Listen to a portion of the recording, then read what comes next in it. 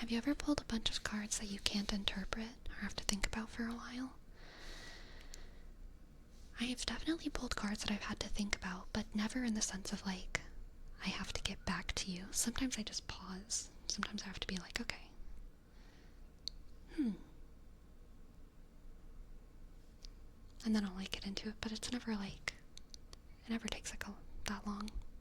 If I'm really stuck, I'll just pull more cards for clarity, which doesn't happen too often, but it does happen sometimes. Okay.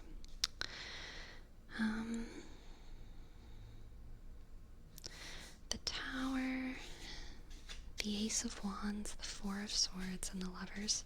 So this is forest fire, the kind of forest fire that breeds new life. Forest fire that breeds new life. Forest fire that breeds new life. Nyx of Night, there might be some collapse coming up in your world soon. There might be some collapse coming up in your world soon. A heightening of tension and tension and tension and tension and tension that eventually combusts completely and breaks open your world. But I think that all of that tension, tightening and tightening and getting more and more knotted until it combusts, is going to grow new life, and life that is healthier. Life that does not rely on tension to expand, but life that grows healthily and slowly and gently. This is like the kind of tension that's been building here to draw a juxtaposition between this world and this world is like those factory farm chickens that are like fed crazy hormones to like get really big really fast. This is like the opposite. Okay. We have new life here. New life here. But it's growing slowly and gently and naturally.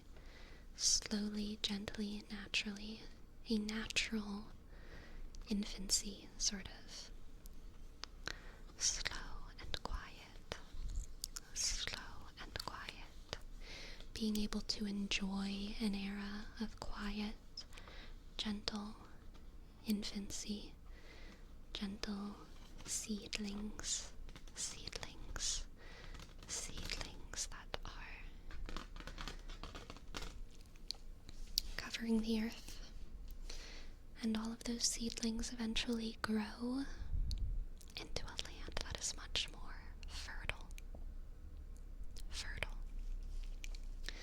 Again, there's a juxtaposition here between a world that was built off of rising tension and a world that was built off of sort of rising love. Okay? Okay.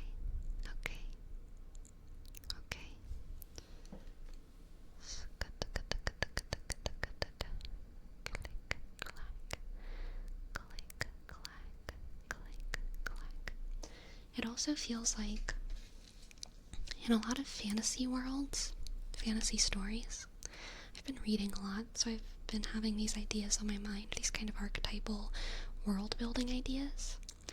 Some worlds seem to have sort of like underlying almost physical principles related to their gods, their cosmos in some way, based off of either decay or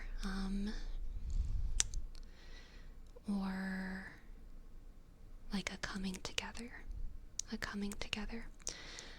So to juxtapose the Cosmere to Warhammer 40k, I feel like Warhammer 40k, the entire like base physical property of the world is that everything is ripping apart and being destroyed. The base physical property of the Cosmere is that things were destroyed a long time ago, and now they're coming together. They're coming back together. They're coming back together. So, this is kind of like you're transitioning from a world that is based on or like founded upon a falling apart principle. That world is going to fall apart, but you're transitioning into a world where things are about coming together, which is good. Okay, Nyx of Night. So a catastrophic event that's going to lead to a more healthy growth then? Exactly, Nyx. Exactly, Nyx. This is something that you see in human earthen religions as well. Different religions are based off of the idea that humanity is going to get worse and worse and worse and worse and worse until a final judgment, or that humanity is on an unending journey of progress. Things are going to get better and better and better and better and better until we break out into the stars and become super beings. Different religions have different ideas about the fate of humanity in that way. Progress versus decay. But yeah, I feel like you're transitioning from decay into progress, okay? A world of progress, a world of progress, a world of progress, positive evolution, love, unity rather than destruction. It's gonna be good. Nyx of Night, this is a positive reading. For a positive transition.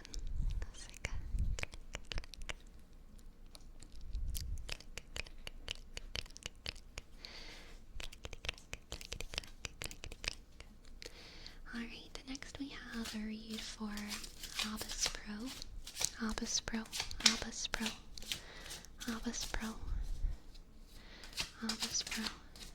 Albus Pro. Albus Pro. Albus Pro. Albus Pro. Albus Pro. We have the Hierophant, Temperance, the Hierophant, Temperance and the Emperor. Dang, Albus Pro, this is powerful. This is a very powerful reading for you. All of these cards are power cards. Albus Pro, I feel like this reading is about you fully kind of like, this is like about your potential as like a human being. Not many people have a potential that's much greater than the Emperor and the Hierophant and Temperance. Okay? That's pretty hardcore. Whatever you're eating for breakfast, keep on that track, okay? So, man, Albus Pro, I don't know if you've ever read Warrior Cats. But in Warrior Cats, the clans have a clan leader, and they also have a medicine cat. And the medicine cat is the one who communes with Star Clan. They're kind of the spiritual leader of the, I have a sneeze in my nose. They're kind of the spiritual leader as well as the healer. And then the clan leader is more like the commander-in-chief. They're kind of there for morale and general, like war general purposes. They lead battles. They make more difficult decisions. The medicine cats of all of the clans are kind of all friends. They're very unified with like all of the cats, whereas like the clan leaders are more in competition with one another. There's a point in the books, minor spoiler here for Warrior Cats, there's a point in the books where the cats of all of the clans have to travel across the land, and they meet this other group of cats. And this other group of cats, their leader, their clan leader, is their medicine cat. They have a totally different culture because their clan leader is their medicine cat. 2 people in one. And everyone, all the cats are kind of like, whoa, does that work? That's kind of crazy, though.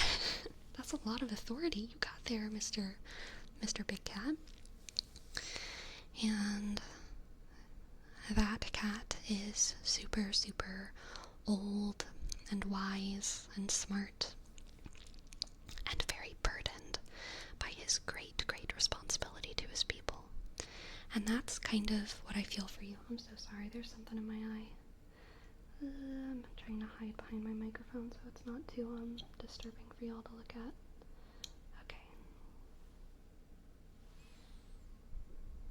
I think I got it, but maybe I didn't.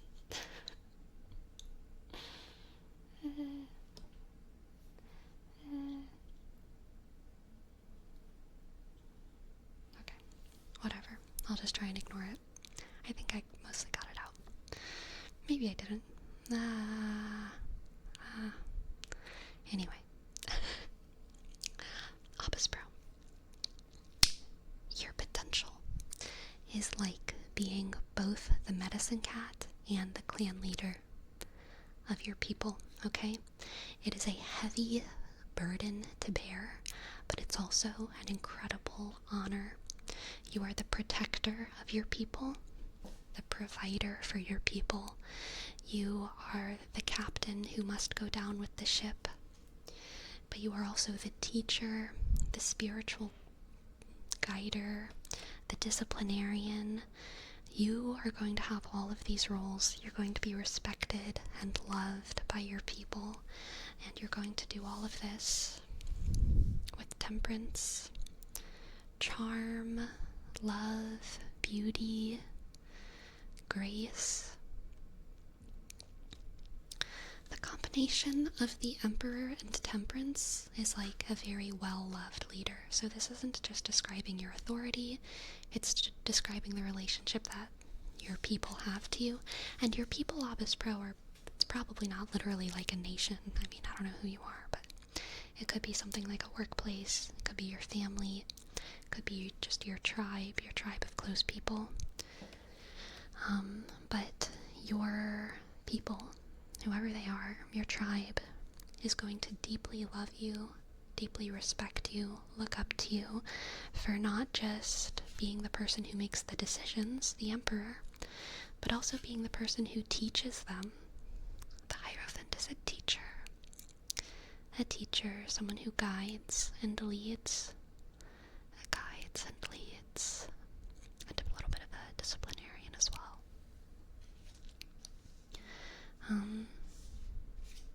So yeah, you're going to be very important to your tribe. Okay, Opus Pro. You have a lot of great gifts of leadership. You have a lot of great gifts of leadership. And the world is better with you in it. Okay. Ultra, thank you so much for gifting us up, Ultra. Thank you, Ultra. Thank you, Ultra.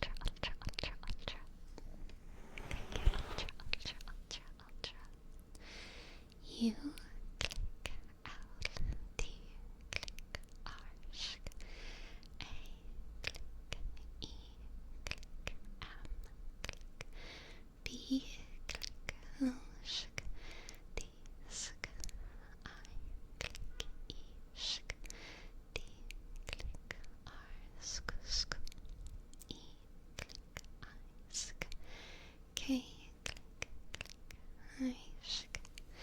Thank you, Ultra. Thank you, Ultra. Thank you, Ultra. Thank you, Ultra. Thank you, Ultra. Thank you. And Havoc, thank you as well for your Prime. Havoc. 0, 0, sh, H, A, click, B, O, sk, C, 6, click, 4, sk. Thank you, Havoc. Thank you, Havoc.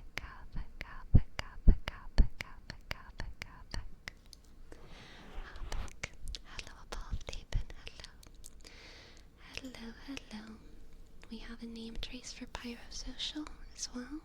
P, click, Y, sk, R, shk, L, S, O, click, C, I, click, A, click, L, 1, clickety click, Pyrosocial, Pyrosocial, Pyrosocial, Pyrosocial. Thank you. Alright, now we have a read for Rel.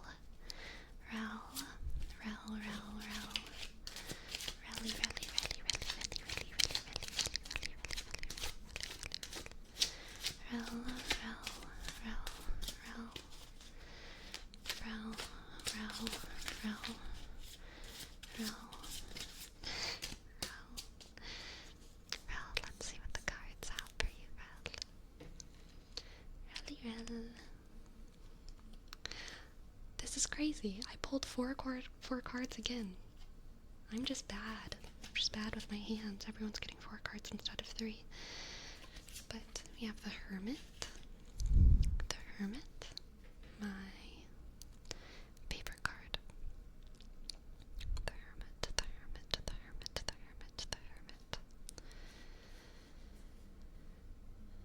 The Knight of Swords. The Knight of Swords. The Knight of Swords. The Knight of Swords. The Knight of Swords. The Knight of Swords. The Knight of Swords. The Page of Swords. The Page of Swords. The Page of Swords. The Page of Swords.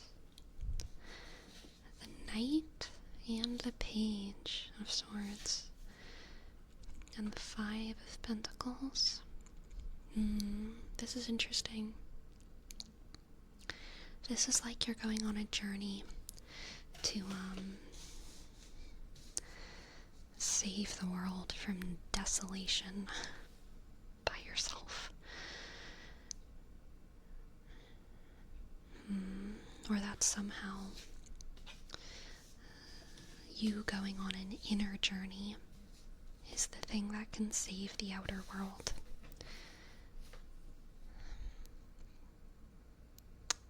The Knight of Swords and the Page of Swords.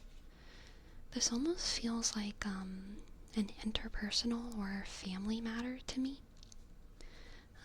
Rao, in the sense that I think somehow going on an inner journey will really help both you, the well-being of both you and the people in your immediate sphere, which feels like a family to me, because there's not too many situations where someone's inner world can have such a felt impact on the immediate people around them. So yeah, the Hermit is this inner journey that you're going on, And this 5 of Pentacles is a very physical sort of desolation. So it's literally, being cold, not having access to enough food or water or physical comfort, something like physical touch, hugs, and it might be, even if we're in family matters, it might be like you have enough food to eat with your family, but you're not home cooking those meals. You're eating by yourself. Things just feel in the physical world, things feel kind of lonely and isolated. And if you go on this inner journey, there's a chance of healing those physical circumstances. There's a chance of healing those relationships with the people who are most close to you coming together. But that coming together starts with you doing some kind of healing with yourself. And I think that healing is colored by these 2 sword energies. We have the Page of Swords and the Knight of Swords. Page of Swords and the Knight of Swords. Which to me feels like a confrontation, actually. it makes me feel like there might be something that is not being confronted that needs to be confronted. The actual way to heal this circumstance isn't to feign peace, isn't to reduce contact, but it's actually to do the kind of very scary work of talking and letting people know what you really think and how you really feel, and trying to really, really learn and understand how the other people in your bubble really think and really feel. The swords are all about understanding.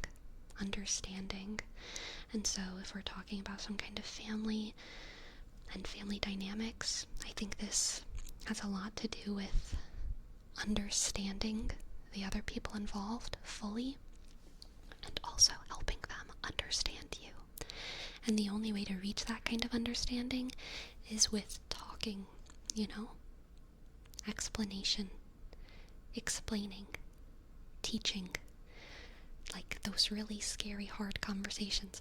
I'm so scared about all those conversations, when you have to go to like someone who thinks they understand you, like your mom, right? All of our moms think they understand us. Every mom thinks they understand their kids because they grew them inside of them. Very natural for moms to think they understand their kids. It's very difficult to tell your mom, like, hey, you're wrong about this, about me. Actually, this is who I am. Actually, this is how I feel. But that's the kind of conversation that needs to happen, where you have to really explain who you are to someone. And in order to explain who you are, Rel, you need to know who you are. You need to put who you are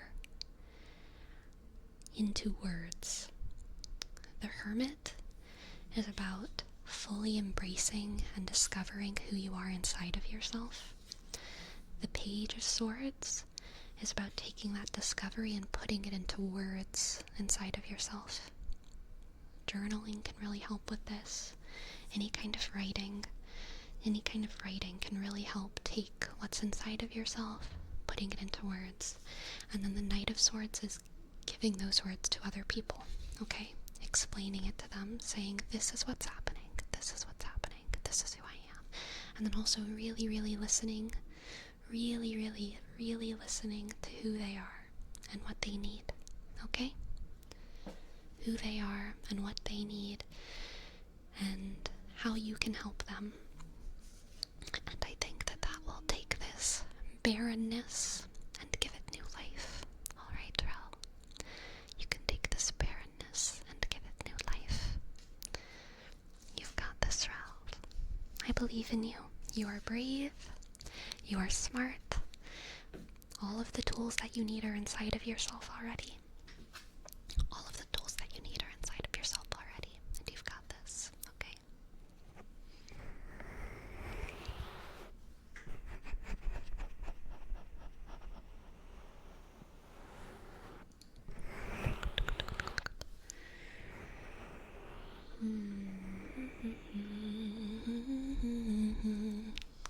Biscuit Shadow. Every time I see your name, I love it. Biscuit Shadow. Biscuit Shadow. Biscuit Shadow. Tingle like your life depends on it, okay? Tingle like your life depends on it. Tingle like your life depends on it. Tingle like your life depends on it. Tingle, tingle, tingle, tingle, tingle, tingle, tingle, tingle, tingle,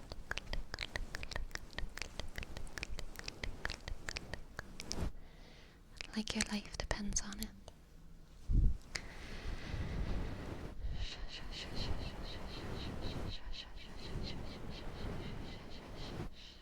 Okay, now we have a reading for always wrong, always wrong, always wrong, always wrong, always wrong, always wrong, always wrong, always wrong, always wrong.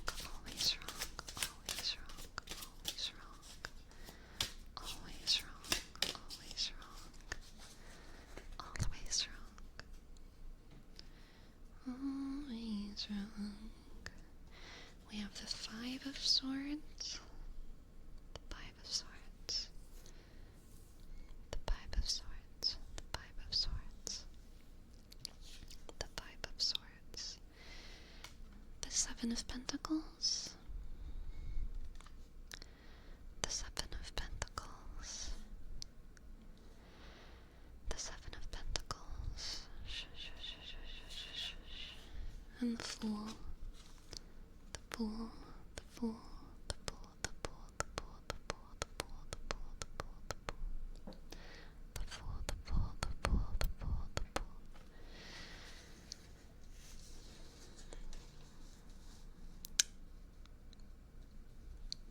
Always wrong. This one ain't too good. This one ain't too good.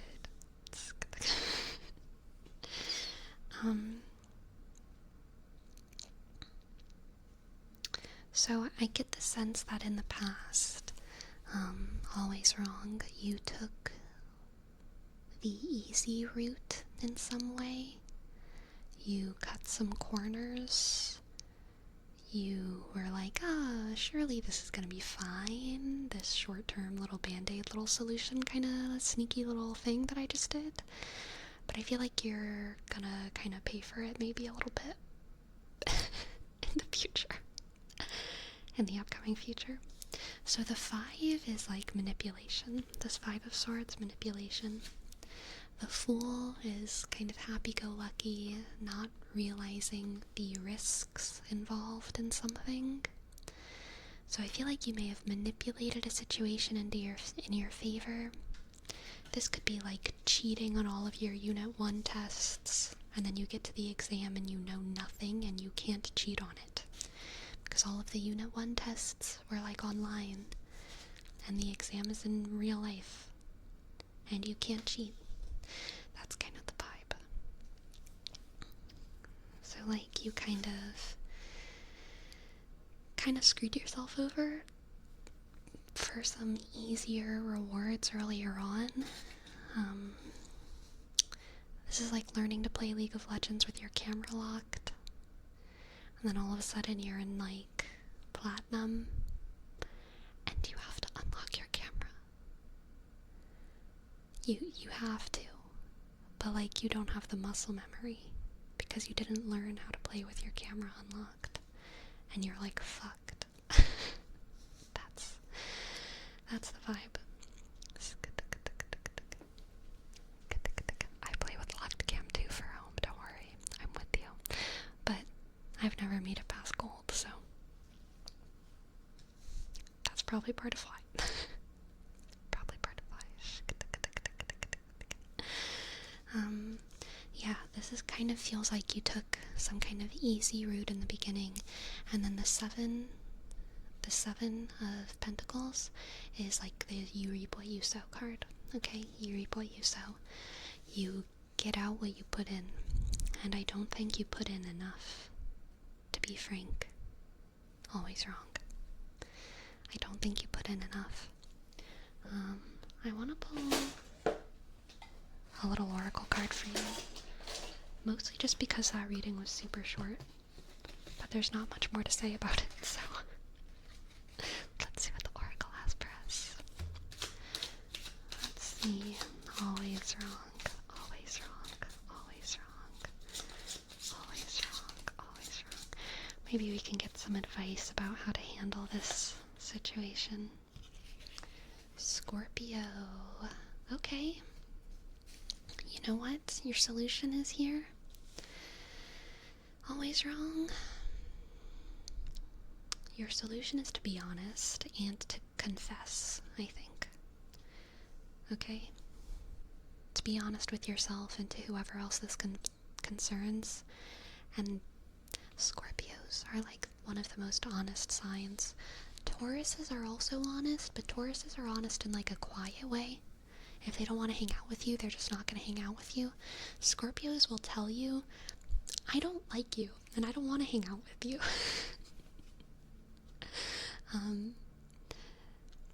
They might not be quite that blunt, but they will speak their feelings. They will speak their feelings. Very, very succinctly and truthfully. And I think that is what your solution is here. Okay, always wrong. Is to confess your mistake, to your teacher, your boss, whoever it is, to just come clean, be honest, because that will reap better rewards than if you don't ask for help and just let yourself get fucked over. Okay? This is telling your teammates in League, hey, I play with my camera locked. I'm gonna need y'all to ping everything because I do not have eyes. Okay? I do not have eyes. So ping everything. Because I'm not playing with my camera unlocked. It's too late now. It's too late. That's your solution.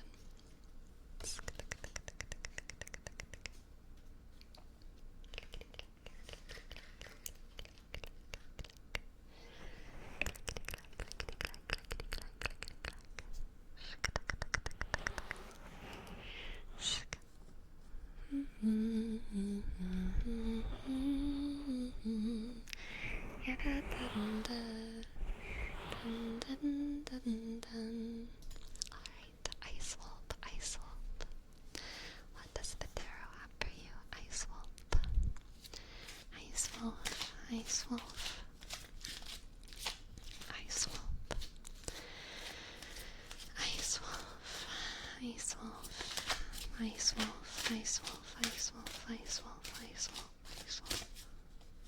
Ice Wolf. Ice Wolf, Ice Wolf. Ice Wolf. We have the Chariot. The Chariot. The Moon. The Chariot.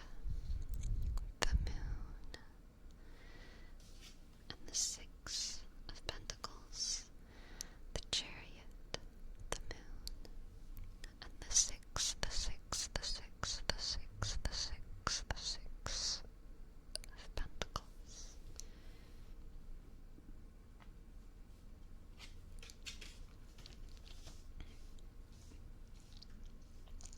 Okay.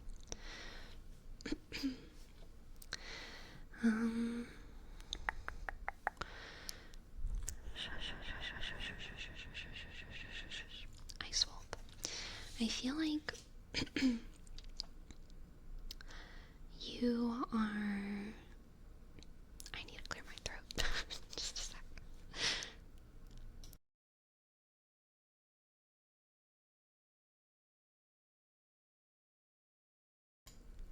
Okay. I was just about to ask about hydration. Fair, Valesiana, fair. Hello, hello, hello. How do I pronounce your name? It looks like chaos to me. But it might be Kelios, like Helios, but with a ch. Chelios. Kaol. Oh my god. Destructicon. Alright. The Chariot, the Moon, and the... Oh, this is the Four. I said the Six of Pentacles, but it's the Four of Pentacles. The Four of Pentacles, the Four of Pentacles. Okay, so this is about you holding on to the past, even though you're forging ahead into the future. Ice Wolf. Yeah, I think that you are, you're afraid to let something go. Ice Wolf. You're afraid to let something go. You're afraid to let something go. Or you feel like you can't let something go, like it's attached. But I think that you will have to, eventually. Ice Wolf, it's in your best interest to do. It's in your best interest to. The Chariot is you forging ahead into your future, things getting better, life getting better, you getting better, everything improving, truly. You evolving in a positive way. But then the Four of Pentacles is holding on to something, being afraid to let something go. And the Moon is referring to that thing that you're holding on to, being something from the past, and then B, something that you hide under the surface. So this is something that,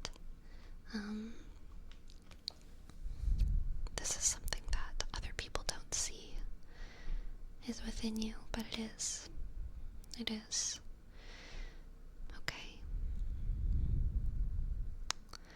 There's something inside of you that,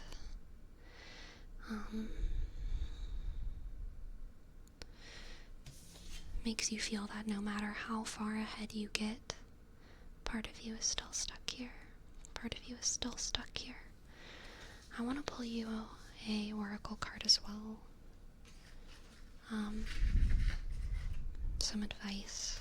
We need some advice from our oracle cards for how we can let this thing go. How can Ice Wolf let this go? This is,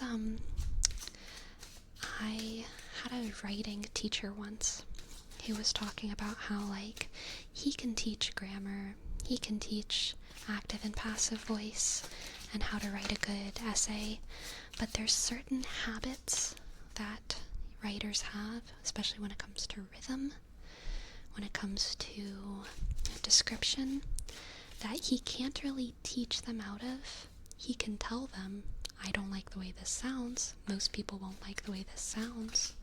But the reason that certain young writers write in certain ways is because they're attached to it. They think it sounds good. They like it. And this is kind of like that. I can see what oracle card we get for advice on how to let this go, but ultimately, Ice Wolf, you're holding on to this because you feel like you have to. You're holding on to this because you feel like you need to. You're holding on to this because it's part of your identity at this point. And so really the only thing that will change that is kind of an aspect of surrendering to the future that you're building for yourself. Don't think of it as surrendering to the world. Think of it as surrendering to the future version of you, okay? Letting the future you convince past you that they don't need to have as loud of a voice anymore, okay? But let's see what the oracle says to see if it can help you on that. Okay. Let's see what the oracle cards say. What do the oracle cards say?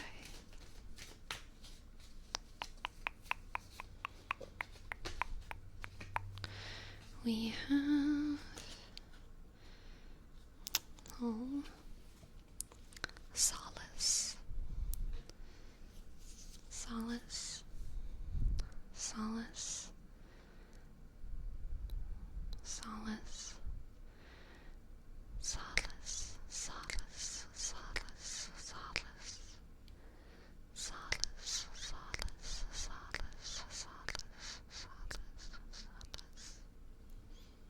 solace, solace, solace, solace, solace. Ice Wolf, I think that a lot of this is going to be allowing yourself to feel peace and comfort. Allowing yourself to feel peace and comfort. Allowing yourself to, like, feel comfort and not feel guilty for it. Okay? Feel comfort and to not feel guilty about it. To just be comfortable. To be comfortable being loved, giving love. To find solace. To find solace in what is gentle rather than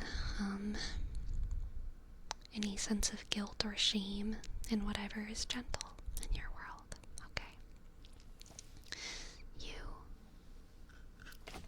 deserve comfort. You deserve comfort and gentleness in your life. And you deserve your future that you're working towards. You deserve to feel it and enjoy it. wish you luck. I wish you luck. I wish you luck. I wish you luck. Alright. Now, we have a toasted coconut. Redeem. Thank you for allowing me to read PUI Swap. Toasted coconut. Toasted coconut. I will say the 3DO is so very sensitive to these like crinkly noises. I feel like I have to be extra gentle. Extra gentle. Extra gentle. Toasted coconut redeemed by TF Colton. TF Colton. TF Colton. TF Colton. TF Colton.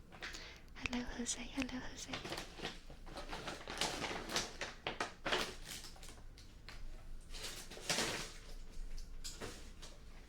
Okay. TF Colton. TF Colton. TF Colton. TF Colton. Are you all ready for the crunch? Crunch, crunch, crunch, crunch, crunch, crunch, crunch, crunch, crunch, crunch.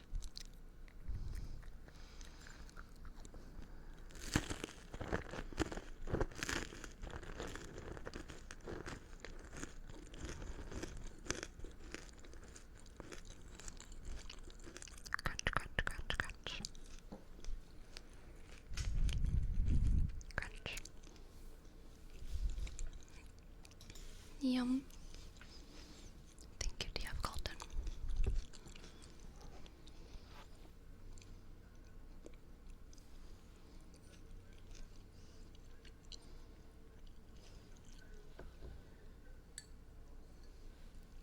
Thank you, DF Colton, for this snack.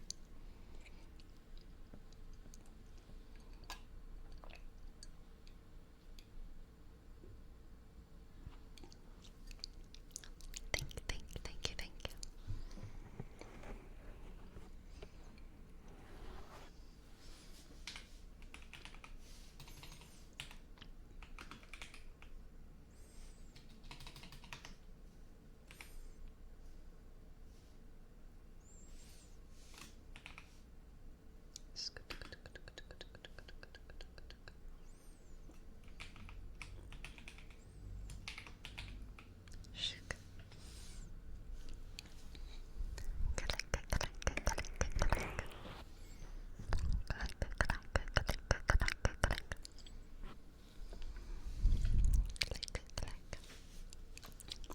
Thank you, DF Colton. Thank you, thank you, thank you. Alright. Now, for Destructicon, we have congratulations on getting 120 summoning NGO. Congratulations on getting 120 summoning NGO. Congratulations on getting 120 summoning NGO. Congratulations. Congratulations.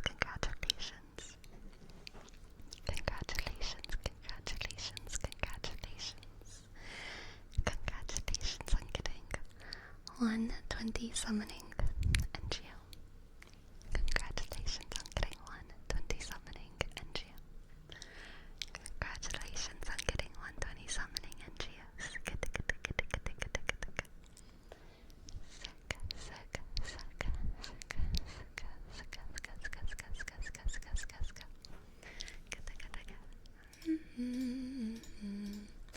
Alright, now we have a Ko-fi redeems. Pyrosocial. I would love to read part of Rap God. You can go ahead and put it in the Discord. Let's see, you might have already done it, so I shall check.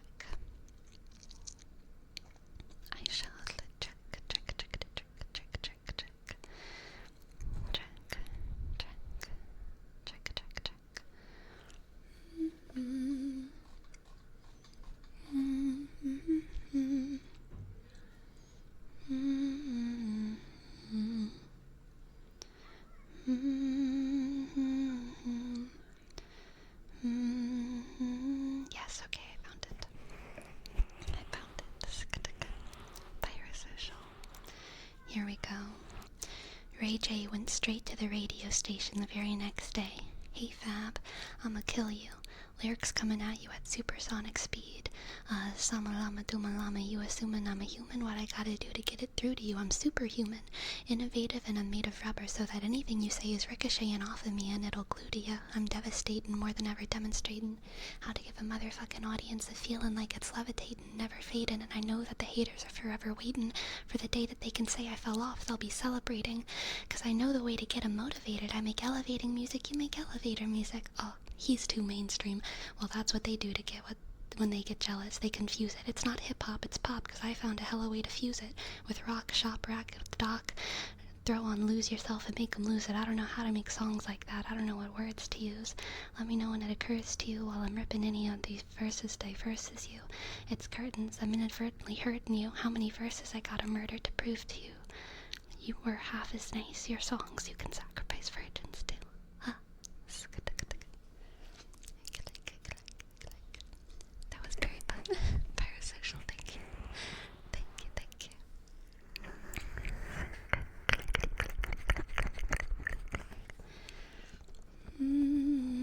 You woke up from slumber because you know the song. Nice little sharky. Nice, nice, nice. Shake, shake, shake, shake. Alright, Jerome, let's give you a reading. A reading for Jerome. A reading for Jerome.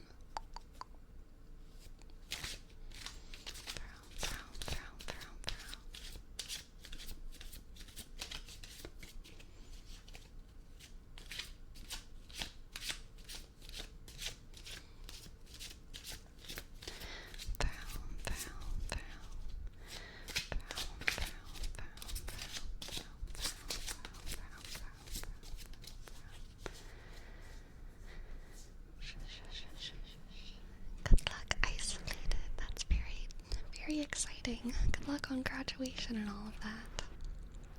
Alright, for you, your first 3 cards. 4 of Cups. 5 of Cups. Ace of Pentacles. Ace of Pentacles. Ace of Pentacles. Okay, Jerome. Jerome.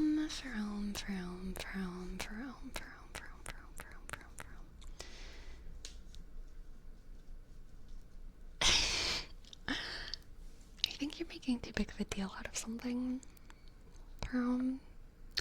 I think things have stopped getting better in regards to something, and because of that you're like, everything is falling apart, everything is getting worse, nothing is as good as it used to be.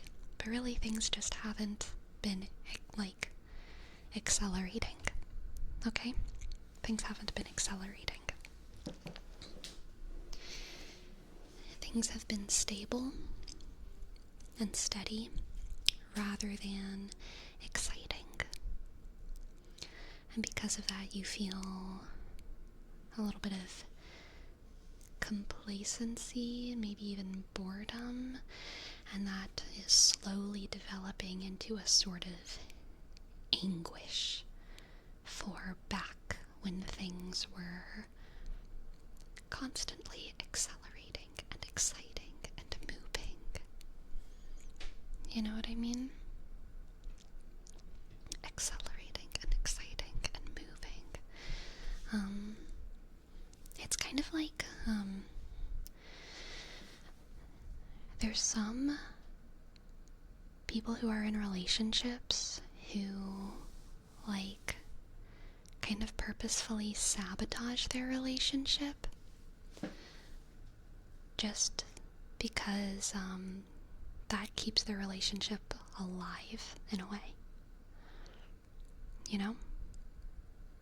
They're not actually sabotaging their relationship, but they'll do something on the surface that is kind of sabotaging. Like, they'll be like, oh, I'm just not going to answer my text messages for like 3 whole days, and let someone get really scared for me.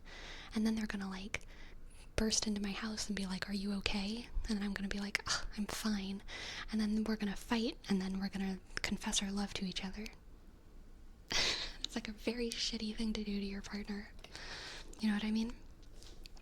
It's absolutely sabotage, but also some people are in relationships like that. Some people flirt, you know? They like fight and they're flirting, but they're fighting and they're flirting. And there's a healthy way to do this as well. There is a healthy way to do this with like scenes and agreeing that you and your partner want to have this like kind of combative dynamic, but like where both of you like are, like know what's happening, you know what I mean? But this is more like things have been steady for too long, and because things have actually been steady and stable, you're starting to feel like, oh my god, I need like attention. I need attention. And all I'm getting is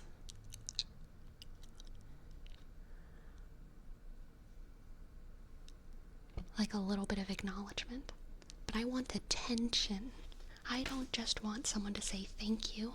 I want someone to like say, oh my god, I could never do this without you. Oh my god, you're just an absolute light in my world. But usually people don't say those kinds of things unless they're like surprised that you're helping them, you know what I mean?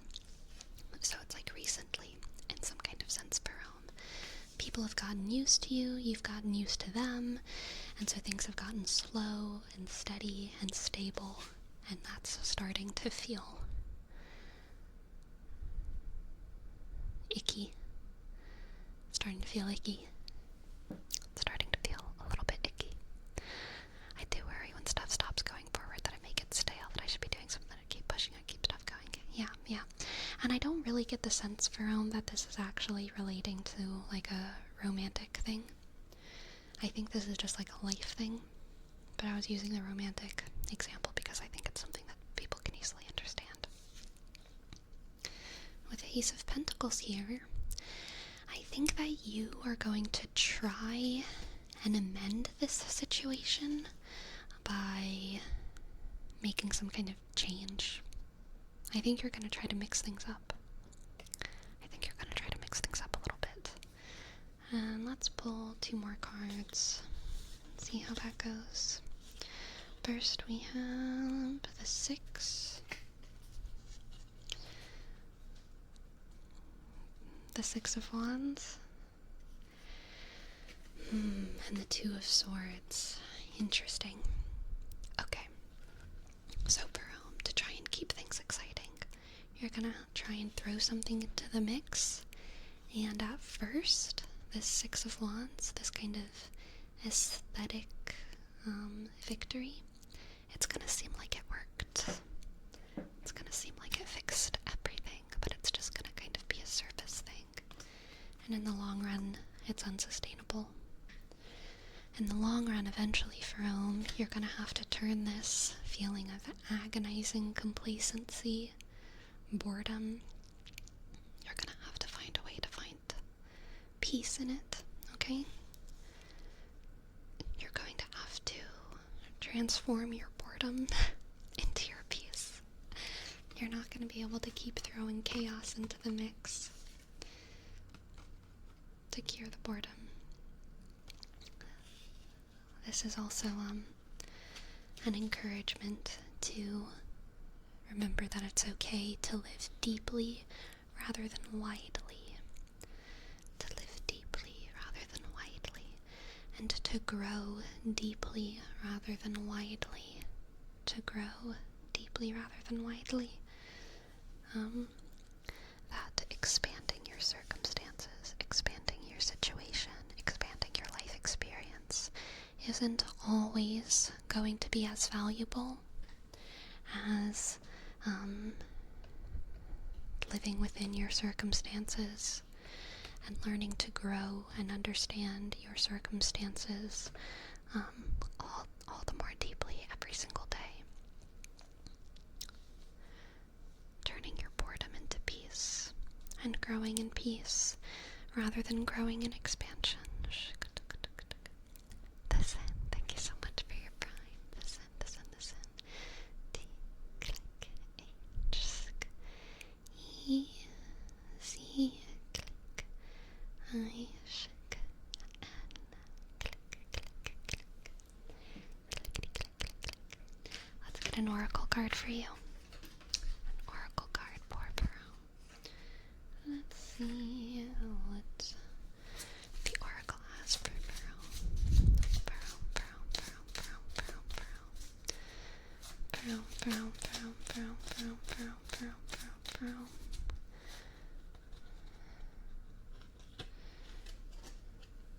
Ebullient. Ebullient. Ebullient. Ebullient. Ebullient. Ebullient. Ebullient. Ebullient. Ebullient. Ebullient. Ebullient. Ebullient. Ebullient.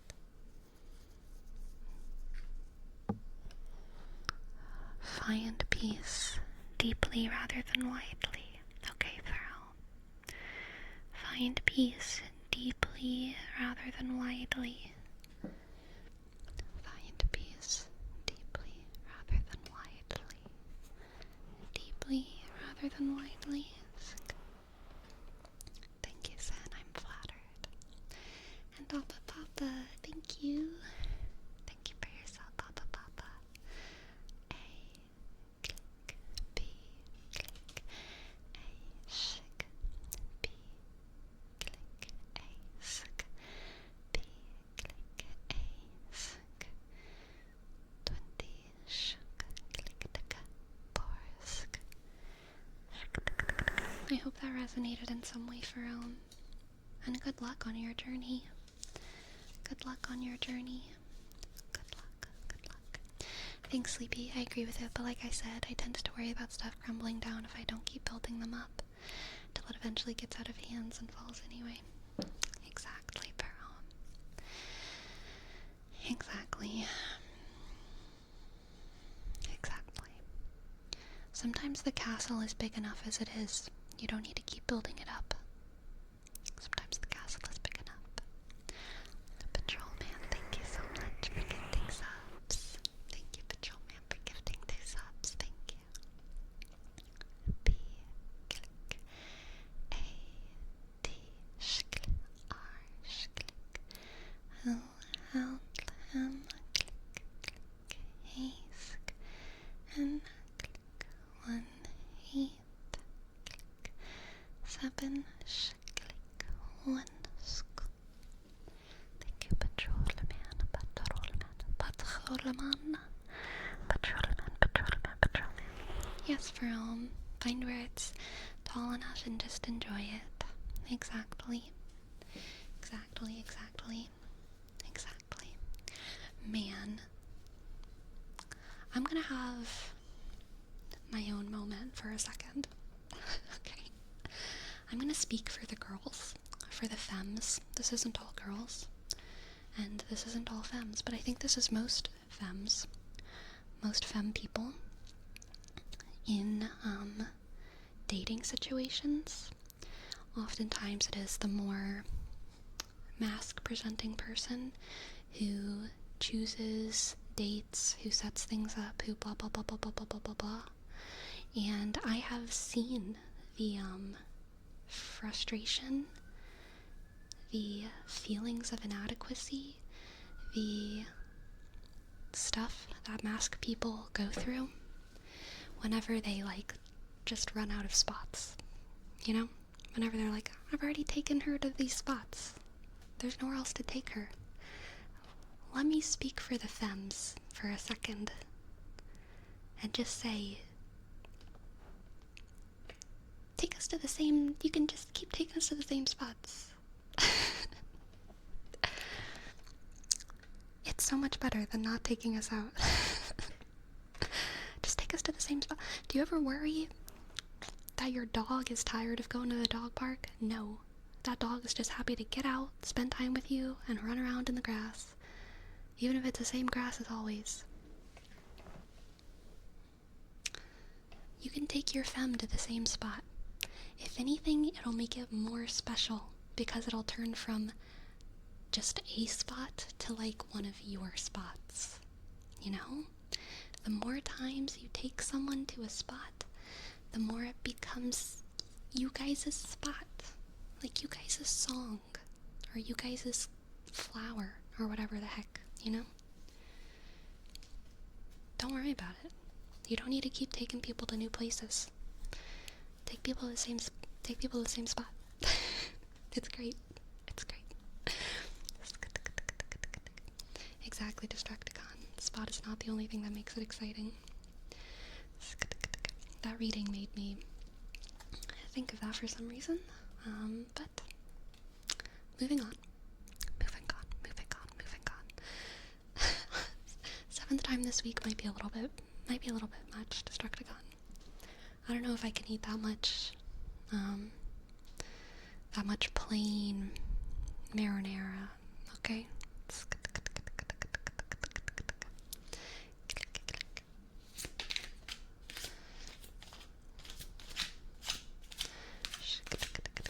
about all you can eat bread. You know how to eat even more bread, though?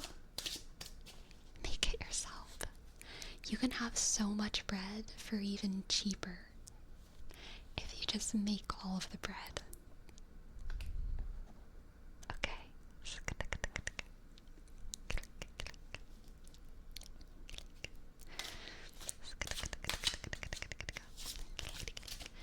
Alright, we have a reading for stitching.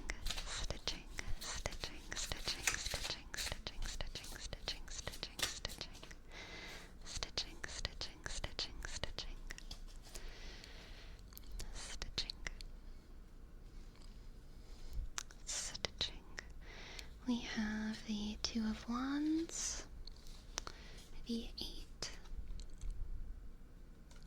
of Pentacles, the Two of Wands, the Eight of Pentacles, and the World.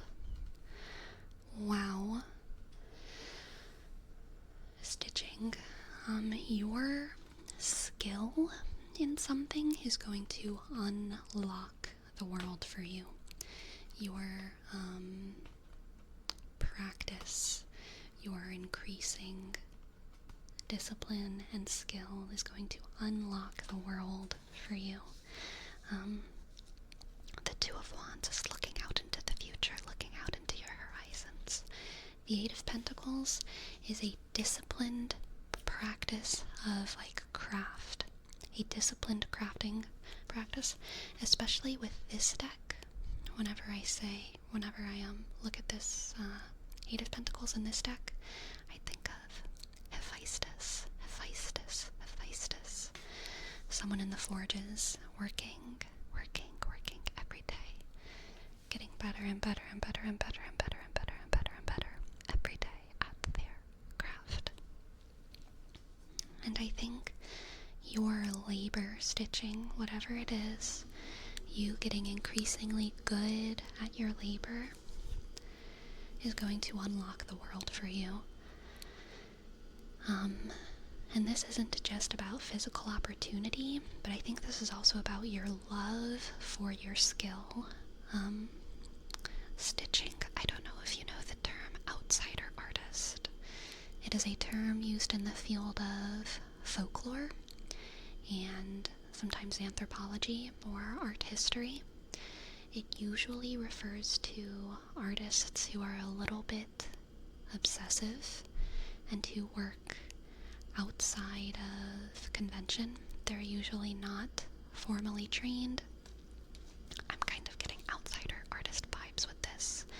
Not in the sense that you're not formally trained necessarily, but in the sense that not only will your work unlock the world for you, but I think that your craft, your work, might kind of become your world for you. It's your hobby, it's your love, it's something that you build up around you. A lot of outsider artists are the kinds of people who make giant sculpture gardens. They turn their houses into museums where they're just surrounded by their art all the time. They paint entire canyons outside of their weird desert home in the middle of Utah. They just make these massive pieces of art that are just, wonders to behold. wonders to behold, wonders, wonders, wonders, wonders to behold. Honestly, pouring way many more hours into their art than most people would be willing. But it's because they are really, really creating beauty in the world, continuing like they're not just making art for far more, much better term, isolated, thank you.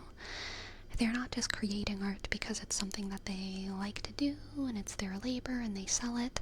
It's like they are continuing God's vocation of creating the world. You are creating the world. You're not just making art. You're extending your own identity into the world around you. You are terraforming. Your art is terraformation, stitching. It unlocks the world around you. It unlocks the world around you. Honestly, that's super cool. That's super cool stitching. What's up? What's up? What's up with that? I like what I'm hearing. Good. I got one for you. Las Posas is a garden made by Edward James. It has a large, whimsical concrete structures like sculptures amidst natural waterfalls and pools. Super cool, super cool, super cool, super cool.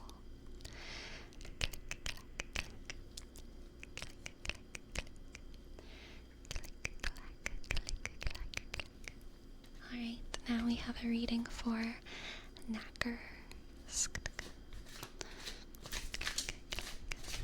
Let's see what the cards have for you. Let's see what the cards have for you.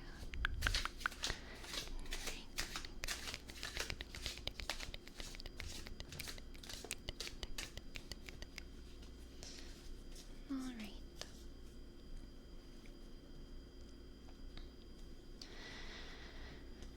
The King of Cups and the Nine of Cups.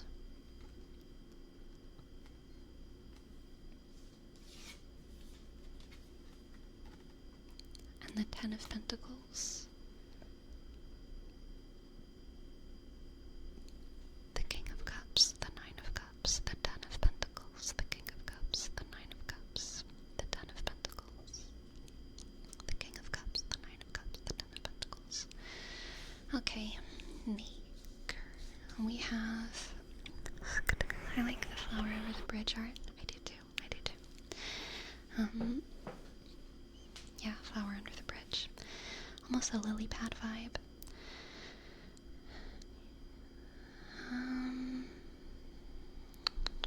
So the King of Cups and the Nine of Cups together is kind of... Honestly, it's giving me the vibe of like... You are the king who always feels... It's almost Bilbo. It's kind of giving me Bilbo.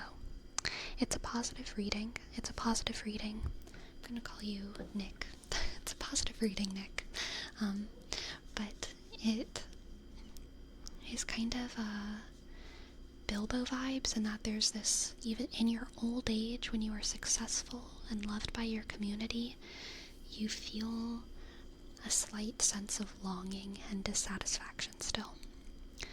Perhaps because of a longing for youth, a longing for adventure, even though you have everything. You have all of your physical needs met, and you should have all of your emotional needs met, in that, like, you have a family, they love you, you love them, you've lived a very good life of productivity, and you have authority, respect, and you also care for other people emotionally. But the fact that this is a Nine of Cups and not a Ten of Cups means that there is something here that's just still not enough for you, Nick. There's something here that's not enough for you. Let's pull an oracle card to see if we can get some clarity about that.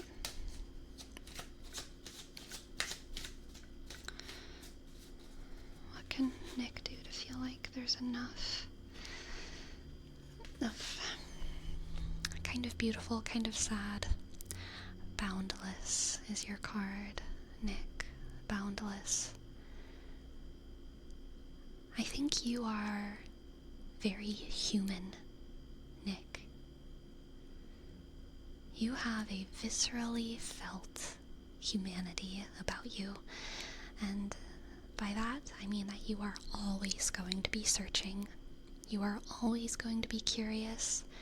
You are always going to be dissatisfied, not because it's not enough, but because it's who you are. And it's not necessarily a bad thing. It's not that it's not enough. It's just that it's who you are. Faustian as hell. Yes, a little bit. You're always going to be searching. You're always going to be hungry. And I think if there's any lesson here, Nick, it's that you shouldn't ever allow yourself to think that just because you have desire, that anything is broken. You can have desire and want and craving and boredom and dissatisfaction even when things are really good, okay? And it is okay for both of those things to exist. Nothing is broken. Nothing is broken. And that means two things. It means, one, you should never devalue what you have, because what you have is not broken, and what you have is good. And so you should never turn to the people in your life and say, you are not enough. It's probably not a good thing to do. But it also means that you should never hate yourself for wanting more. And it means that variety is going to be the spice to your life.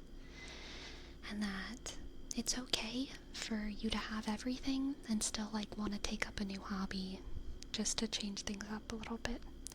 Again, not because it's not enough, but because it's who you are. It's who you are. You are that human who finds the land of Cana and says, cool, I put my flag down. Let's go find another place. I've put my flag down. Let's go find another place. Let's go and be boundless. Let's go and be boundless, boundless, boundless, boundless, boundless. Boundless. Boundless. Boundless. Focus. There we go. I just needed to say it. Boundless, boundless. Boundless. You are not broken, Nick. You're just human. You're just human.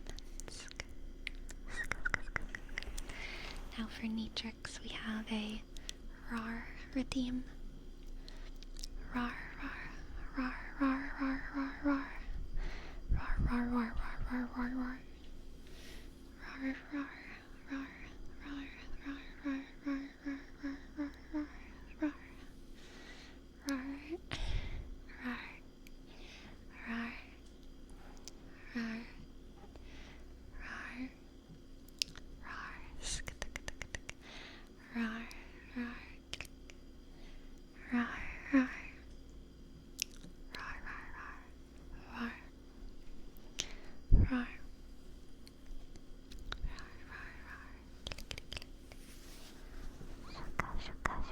Can you do it like a dinosaur that never learned how to roar properly? Roar.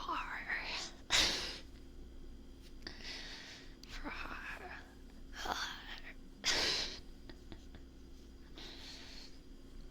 Like that?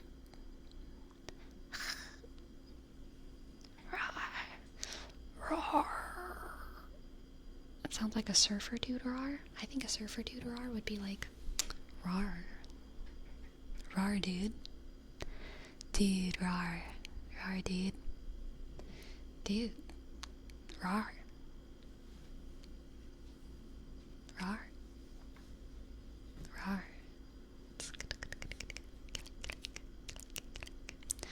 Thank you, Lionheart. Thank you, Lionheart. Thank you, Beard.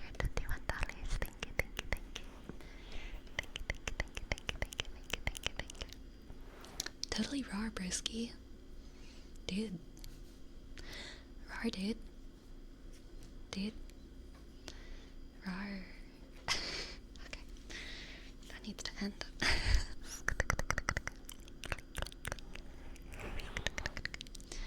Alright. Prime token. We have a reading for you now that the cards are nice and warm. Warm cards. Prime token, prime token, prime token, prime token, prime token, prime token, prime token, prime token. Prime token, our resident AI prime token. Let's do the cards up. We have the High Priestess, the Five of Pentacles, and the Tower. Also, hello JD, hello JD, hello JD. The Tower, the Five of Pentacles, and the High Priestess.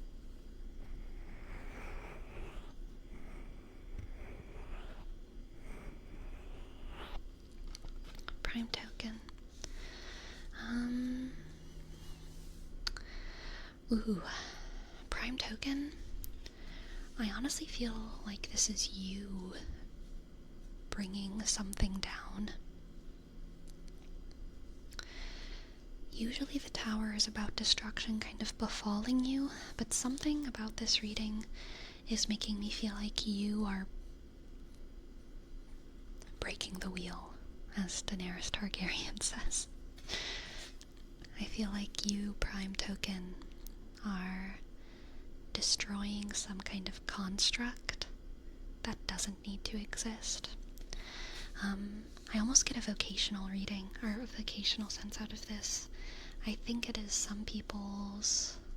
I think that in this world, and not everyone can be reduced to this obviously, but there are some people who are more inclined to break down constructions that don't need to exist, and there's other people who are more inclined towards building up constructions that should exist, and both people are super necessary.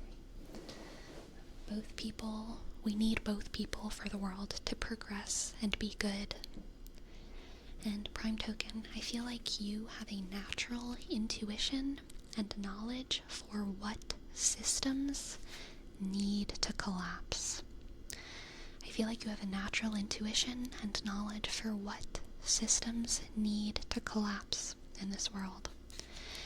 And your, one of your flaws, fatal flaws, is that you do not have as good of a natural intuition for what should be built in its wake.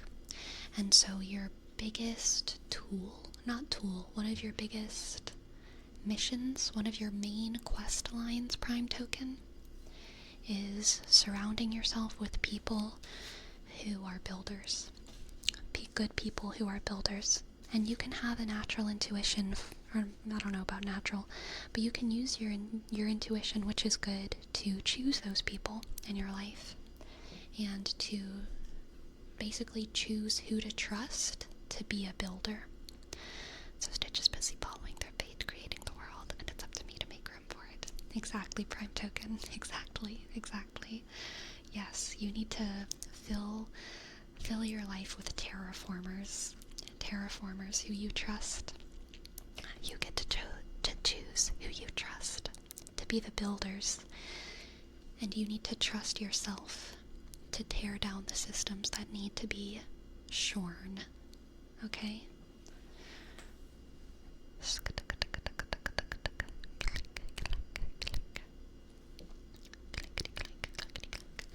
Yeah, that's very cool. You have a natural intuition to know what needs to be destroyed. Let's pull you a oracle card as well. Oracle card for prime token. Prime token. For you as well, we have Scorpio.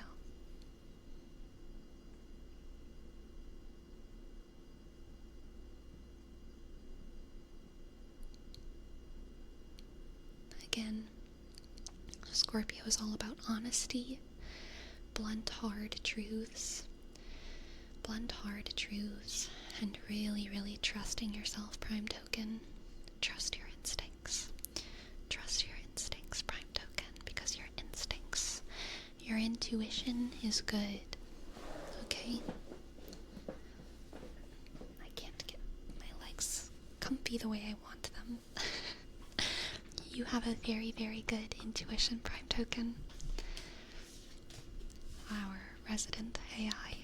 Thank you for letting me read for you. Thank you, thank you, thank you. And Soul Train. Thank you so much for your prime. Soul Train. S, click. U, click. L, click. T, click. R, sk, A, shk. I, click. N, click. Thank you, Soul Train. Thank you, Soul Train. Thank you, thank you, thank you, thank you. Thank you, thank you, thank you, Soul Train. Thank you, Soul Train, Soul Train, Soul Train. Thank you so much for your prime. Yay, we've done all of our tarot redeems. Excellent, excellent. And for Pyro, we have Pyro.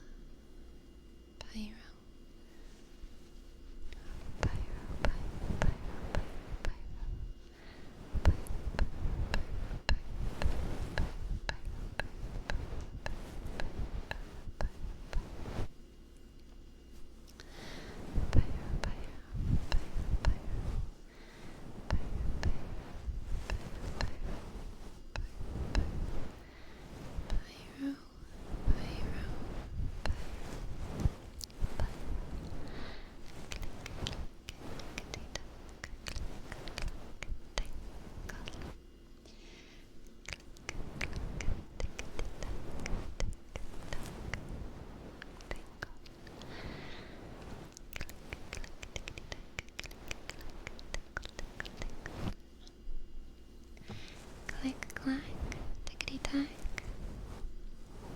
Tick tack tickle, tick tack tickle. Tick tack toe, tick tack toe. 1 a penny, 2 a penny, tick tack toe. Tickle, tickle, tickle, tickle.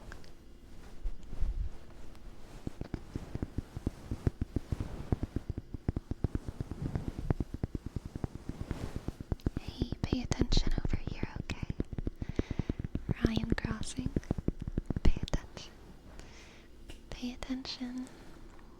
Pay attention. Pay attention. Pay attention. Pay attention. Pay attention. Pay attention. Pay attention. No isolated matrix. I was just doing that. We do say hot cross buns. I was just saying tic-tac-toe. Pay attention. Pay attention over here, okay? Pay attention, pay attention. Pay attention. Pay attention, pay attention, pay attention. Pay attention, pay attention. Pay attention or pay with your life, okay? You pay attention or you pay with your life. You pay attention or you pay with your life. Pay attention. Click, click, click. Click, click, click.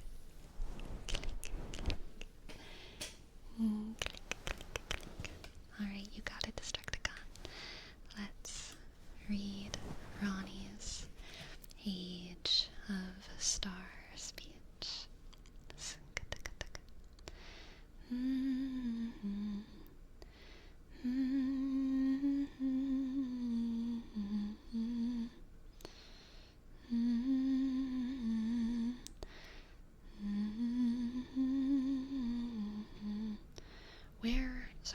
I'm still learning how new Discord works. I keep losing things.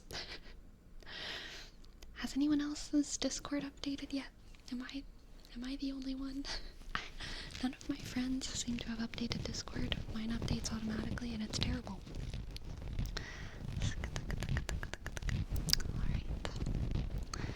Alright. I've still not gotten the new Discord. I think it's a myth. Mine is the same. Ferome is in the same as mine, or the same as it used to be. It's just me. It's terrible. If you can not update your Discord, just don't update your Discord. Okay? Just don't. It's a nightmare. It's 40k levels of terrifying. It's so bad.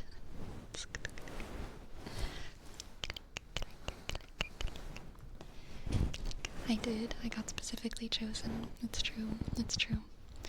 Okay. I do solemnly swear to every living being and every living soul, now cometh the age of stars, 1,000-year voyage under the wisdom of the moon. Here beginneth the chill of night that encompasses all. Let us go together, my dear consort eternal. That is wonderful. That is wonderful. That is wonderful. That is wonderful. That is wonderful.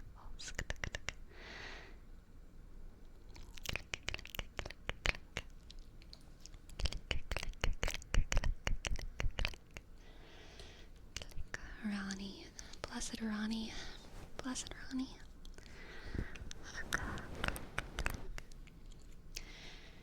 What a curse, isolated matrix. Being the only one who has the Discord update is like being Cassandra of Greek myth. I don't even have the option to update my Discord. Let me see if I can show y'all my Discord without revealing anything I don't want to show. Just so y'all can see. Servers. No, I can't. Not really.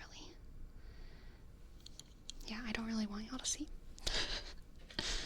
It's terrible, though. It's terrible. It's terrible. Okay, so let me try and describe it. Let me try and over-explain a new Discord for y'all. In classic Discord, you have Discord messages, Discord servers.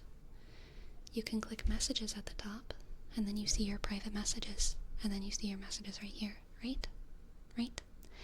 In classic Discord, that is how it is. In new Discord,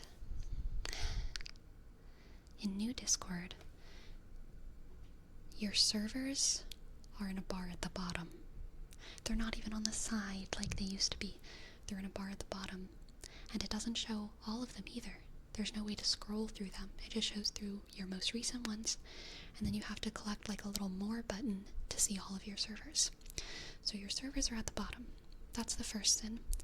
Under your bar of servers, there is another bar. Under your bar of servers, there's another bar that says servers, notifications, messages, and you. If you want to go to your settings, you go to you. If you go to your notifications, you see all your notifications.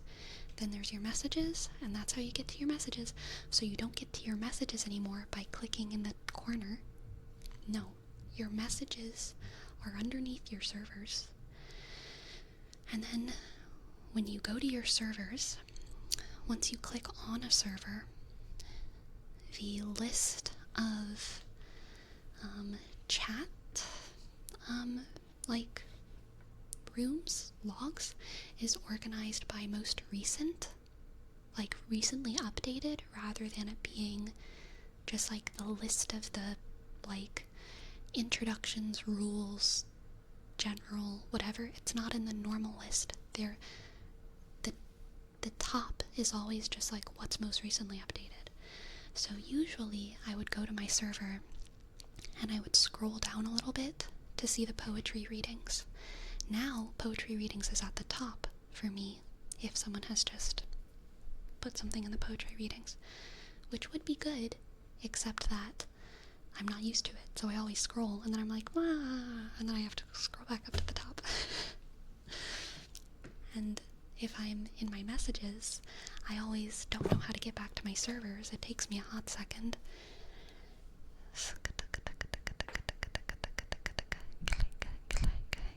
Oh god, Destructicon, this is terrifying. If you've been using Discord for a while now, you probably noticed the mobile layout was designed to reflect the desktop layout. Bless. With this new iteration of Discord on mobile, we hope to make the mobile experience feel like it was optimized for your mobile device. Rather than a scaled-down desktop app, this new mobile design aims to simplify and improve Discord experience for everyone by creating a more organized, more streamlined, and better-looking mobile app that helps. No. I hate it. I hate it. I am a desktop person. Desktop everything has always been better. Phones suck. I love phones and they suck. And I wish phones were just little computers. And I wish when has a mobile version of an app ever been good? When has the mobile version of an app ever been preferred? Have y'all ever used mobile Twitch? Some of you are probably on mobile Twitch right now, and if you're just watching stuff, that's fine. But if you're a mod on mobile Twitch, oh my god, is it rough. If you're a YouTuber and you're looking through your YouTube analytics on mobile, oh my god, is it rough. Mobile apps, why can't we just take desktop things and just make them work on mobile apps without changing everything? Why can't they just be small? I wish we only formatted the dimensions of the screen to fit to mobile. I wish there was no functionality differences between desktop anything and mobile anything. Ugh. Okay, rant done. Relax. Now let's relax. Relax. Thank you, Lunchbox. I'm glad you agreed. Welcome in. Oni Kenobi, I am sure tablet Twitch is rough. I believe that.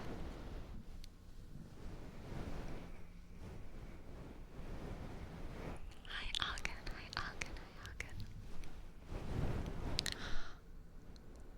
Wait, what? Oh my god, Prime Token. If you would like to go back to previous Discord mobile layout, you can choose to opt out of this experience in your settings page. Navigate to the U tab, okay? App settings. Okay, app settings. Select appearance.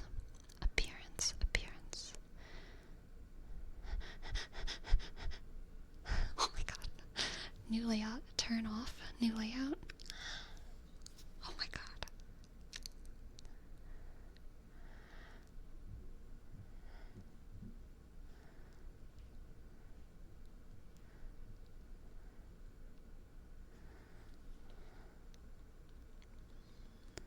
I'm giving my review right now. They asked me how it went and I'm letting them know. I really didn't like anything because I couldn't find it and it was embarrassing to look for my buttons when I was live streaming all the time. Okay, I think that's a good review.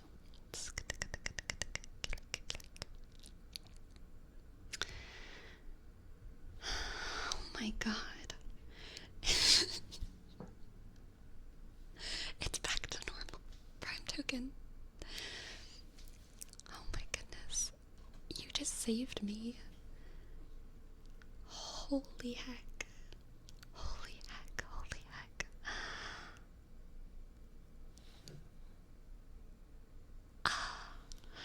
Praise be the Omnisaya.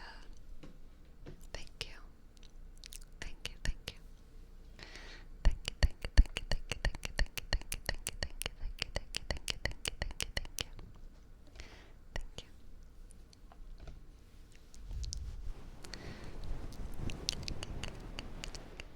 like you said, I know it needs to be torn down. Yes, Prime Token.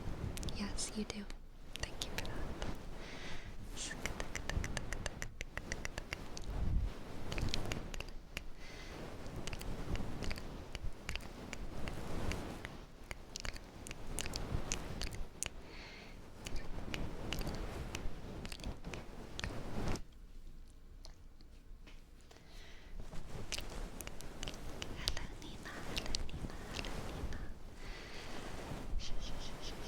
I feel so happy right now. I feel like I just got a haircut. I feel like I just got my nails done. I feel like I just had like a fancy Starbucks drink. Oh my god. Everything's better. My Discord is better. What more could I want?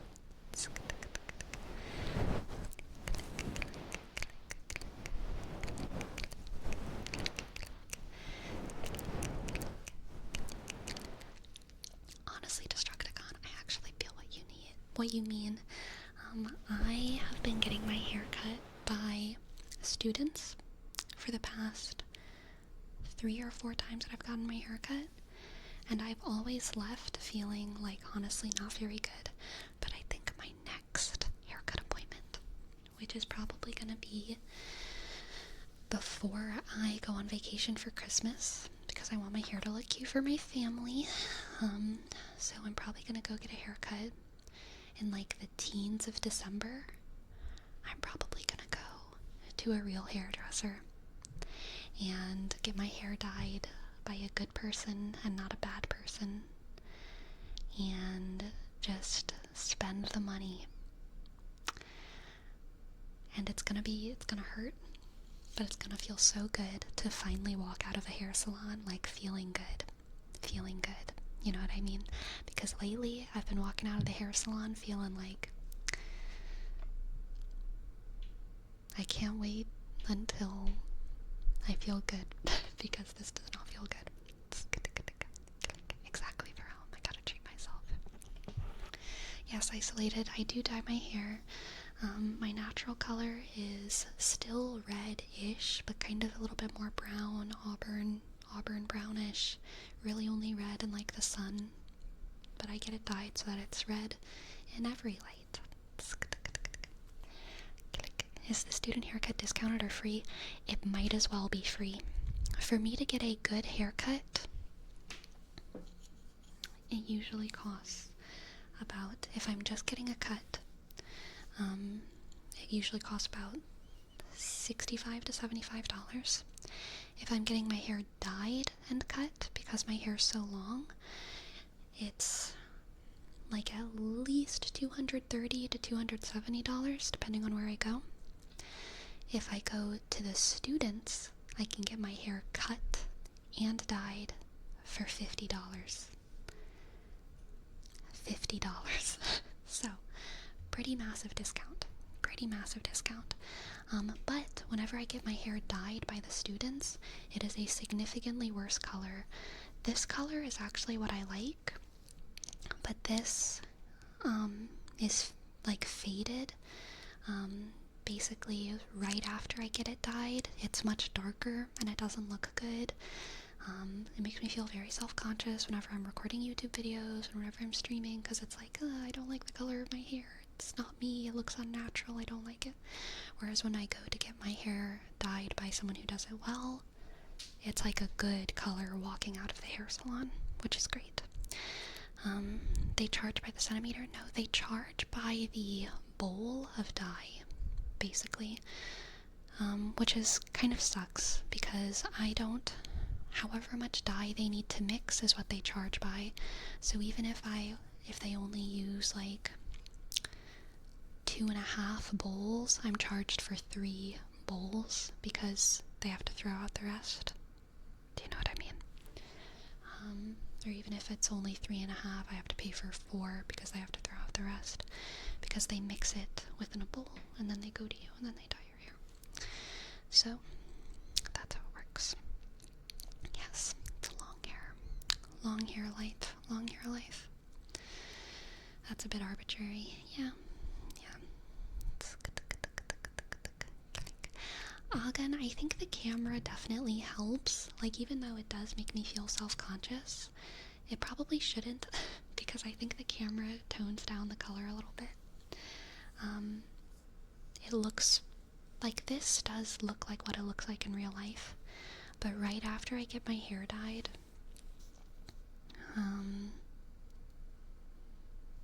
especially in the sun or in like really fluorescent lighting, if I go to a student and not a good person, I like really hate the color of my hair. It looks like dark. It looks almost like this. Like it's like almost a dark purpley maroony red, and it doesn't look natural and I don't like it. This looks natural and I like it. I like that. I like that. Looks more maroon. Yeah. I think my very first YouTube stream I did on like the day that I dyed my hair. If anyone wants to go hunt that down, you probably can't tell too much, but I remember feeling during that stream like, ugh, I hope no one can tell my hair is a gross color. How long does a haircut last you?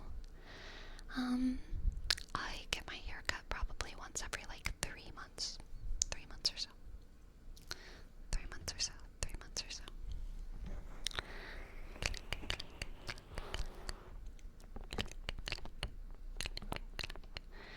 Innocent sin, honestly.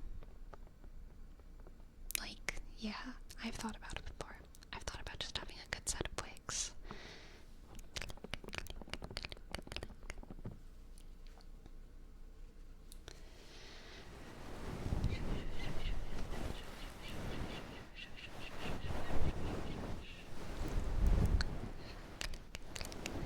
No one is thinking that's leaving on the back.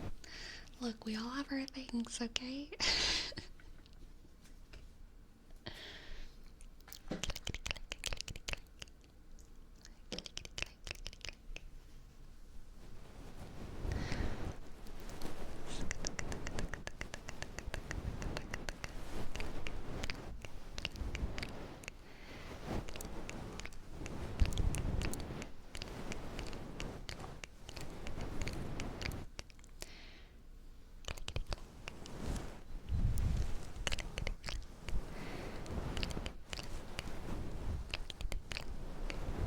I try to make my haircuts last 3 months, but I get short haircuts, so I wear my hat after a month. So I trim my bangs, make and bacon. I trim my bangs myself because, yeah, I mean, in 3 months, this would be like down to here. But yeah, everything else I just leave. I have some layers right now in my hair, but I've been thinking about the next time I go to get my hair cut, getting like a lot more layers. I don't know if it would actually show up because my hair is pretty like, kind of lays pretty flat. But if y'all know what a butterfly cut is, I've been thinking about getting my layers kind of done like that. Much more layers. Still keeping my bangs the way they are now. I don't want to go like curtain bangs or anything, but I want to get a lot more layers in my hair because I think it would be fun. We have a name from before. Board.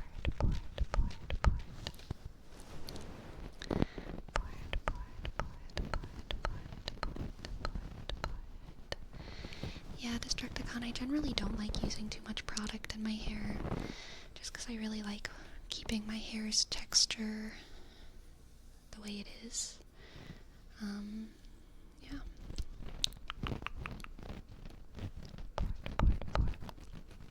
Also, whenever I have shorter hair, y'all can't see it too much, but you can probably see a little bit. I have some like almost curls. And whenever my hair gets shorter, sometimes I get like little baby ringlets. My hair's not curly, but my hair is naturally wavy.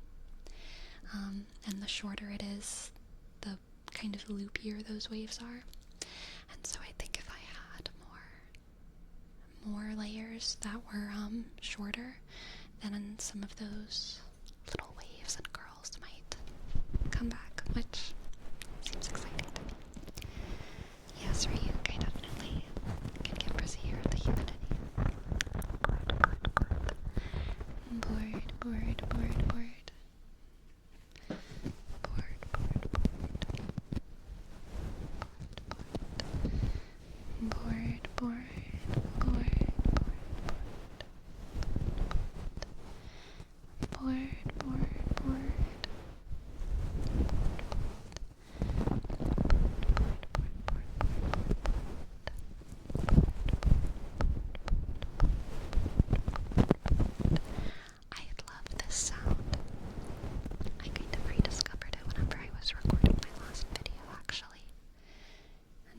the way it sounded so much whenever I was editing. I was like, why don't I do that more?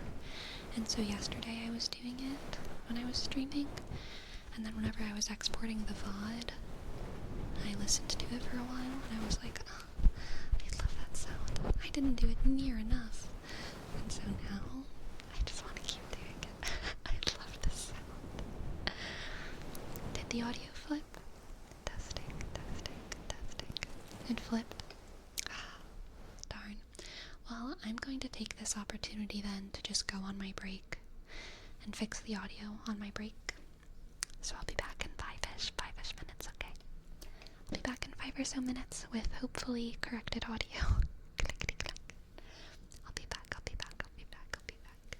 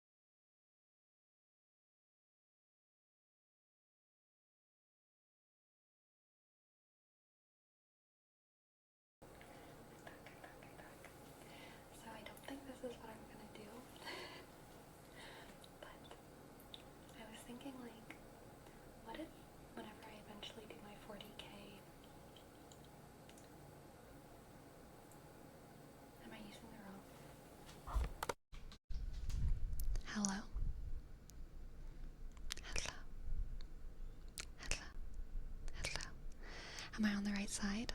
Hello, hello, hello. Hello, hello, hello. Okay. Awesome. Thank you, thank you, thank you. So what I was saying is that I don't think this is what I'm gonna do. But what if whenever I eventually do my 40k ASMR roleplay, which I am gonna do. I think I kind of already have a plan for it. I might even do more than one. We'll see. But what if it was like for the girls? What if it was like getting you ready for your date with a space marine? Like 40k for the girls, you know? I think that would be fun. I think there needs to be more femme-marketed 40k stuff. They are not tapping in to their market potential, okay? There's so many girls who would love the 40k universe, myself included, and I love it just the way it is. But, you know, I wouldn't mind some, like,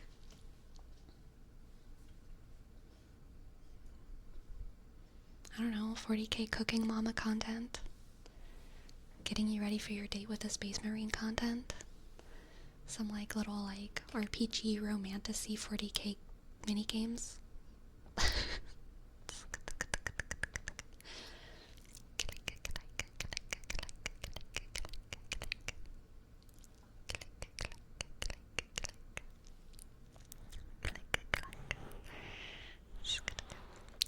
Date with a Grey Knight. You're executed afterwards because nobody's allowed to know the Grey Knights exist. So good, Traffic Man.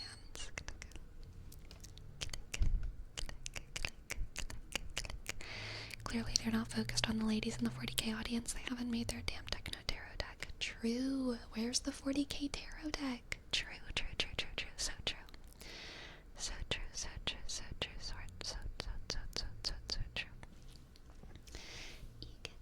Oh wait, actually first we have a name rep for Ryuk the Black of Good Juju.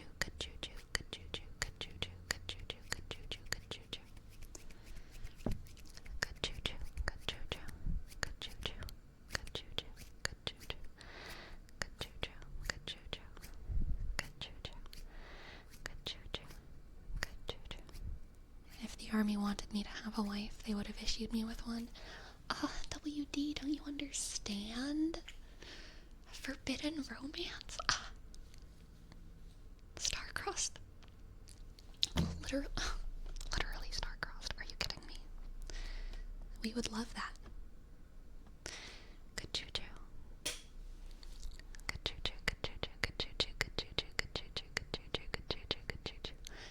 Honestly, like, Space Marines can fall in love with each other as well. So cute. I love it.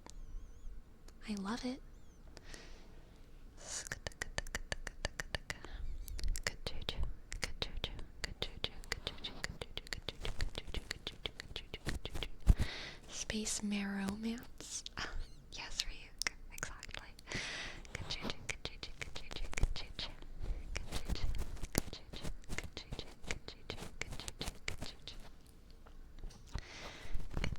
I did not talk, and I'm gonna have to look. Good juju.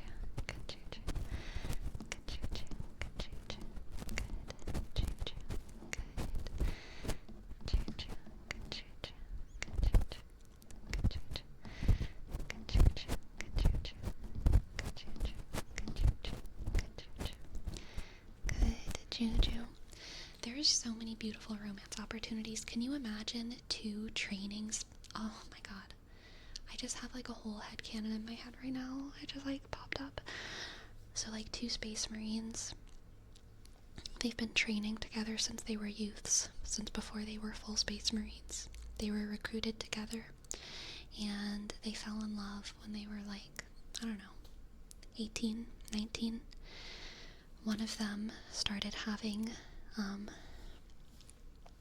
issues with their body accepting the surgical implantations, and So then the other one started trying to protect them and take care of them from it getting noticed. But eventually, of course, the authorities, whoever would notice that, realizes that one of the Space Marines isn't doing okay and says it's time to turn you into a servitor. And their true love says, no, please, please, I love them. Don't do it. Don't turn them into a servitor. But you can't say no to the Imperium. And so one of them turns into a servitor. And still, hundreds of years later, the Space Marine goes to that servitor every decade or so and tells them about their adventures, even though the servitor doesn't understand and is just sorting papers or doing some kind of machine task. Space Marine still believes that they can hear them. Not because it's logical, but because they need to believe that their true love exists somewhere in there for them to have the will to continue fighting for the Imperium. So beautiful. So beautiful. So beautiful. How about this? 2 orcs, fervent believers in the power of love over weapons, bravely enter battle, convinced their love will shield them.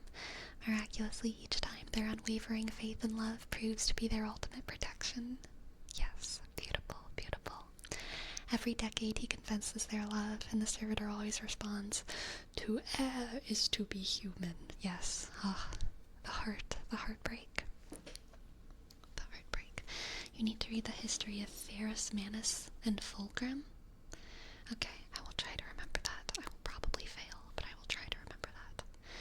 I don't think they turn Space Marines into servitors. They would just kill them and harvest their gene seed for the next generation.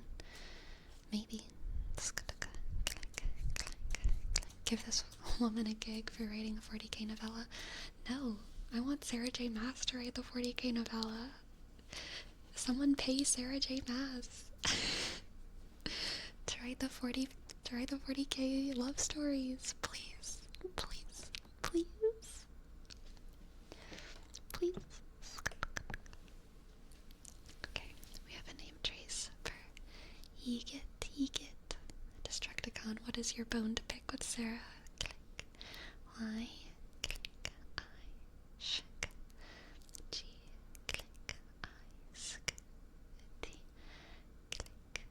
C. A. Click. N. Shk. K. Click. Click. E. Shk. R. Sk. I. Click. M.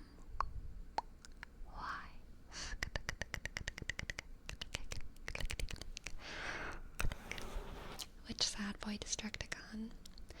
I mean, I know he's all duty over love, and I'm a little shy captain of the guard, but he at least needs a chance. Are you talking about Kale?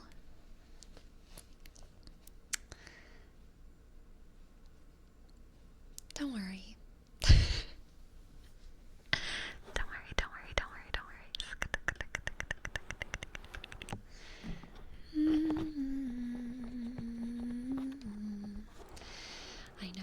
I know, Destructicon.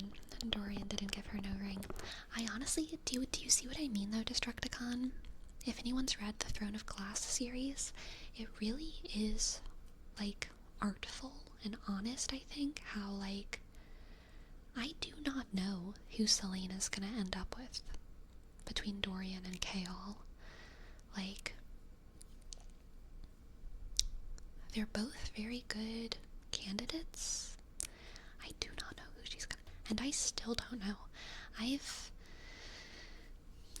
Stuff has happened, and I still don't know who she's gonna end up with. I'm farther along than you are now, Destructicon, I'm pretty sure, and I still just do not know who the main character is gonna end up with, which is very, very rare in a story to, like, genuinely not know who the endgame love interest is. She only said Kaol is handsome twice. Yeah, but doesn't it feel like it doesn't feel shut down between her and Kaol? And she doesn't seem to actually really like Dorian. She doesn't seem to like really be in love with either of them. She seems like she's just like touch-starved and lonely and like a young, like excited girl. She's like 19, right? And basically anyone, any hot guy who like gives her like attention, she's like, oh my god, but she's not like, oh, I love them. She's just like, you make me blush. she's just a young girl. Exactly, Destructicon. She's just all giddy. Anyway, we have a 3-card tarot read for Jayashi. Jayashi. Jayashi. Ja. Ja, ja, ja. Ja, ja, ja, ja, ja, ja, ja. Clickety clack, click clack, tinkle, clickety clack, click clack, tinkle.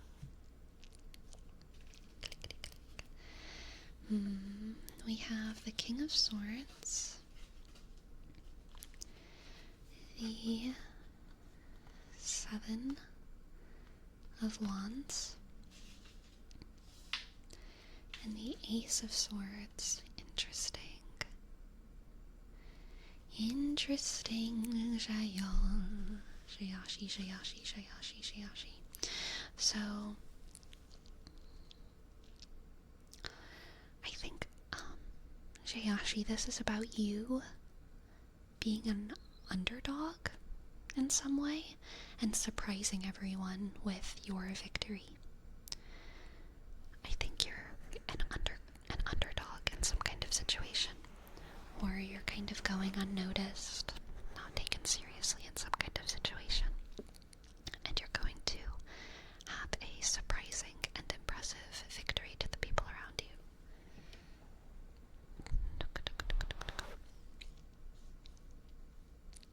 And it's going to elevate your status, Jayashi.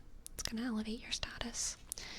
The Ace of Swords is about that surprise. I really get the sense that this is you kind of breaking through the line, in a way. Breaking through the line. And coming out ahead of other people. Coming out ahead of other people.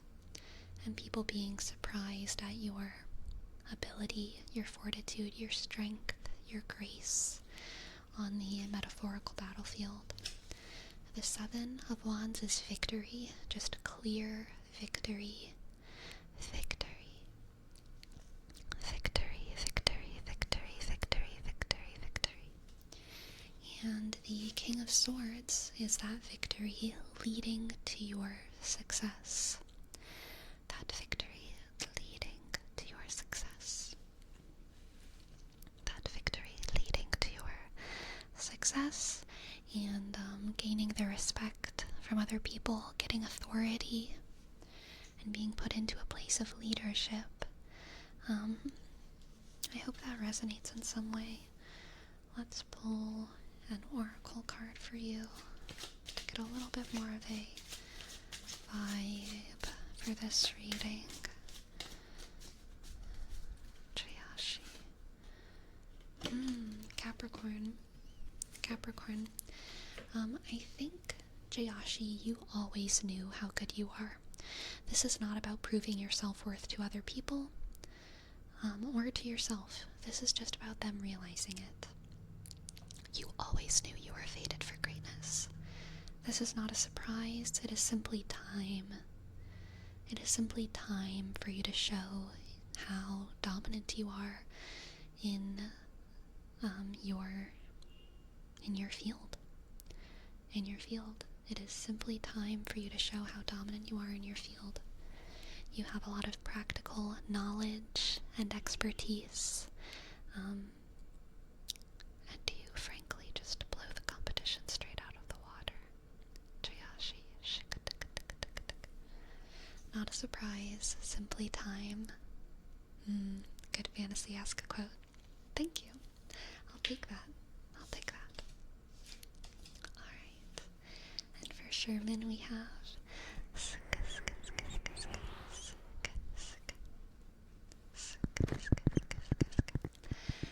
For what it's worth, Destructicon, I am also at least as of now, Team Kale.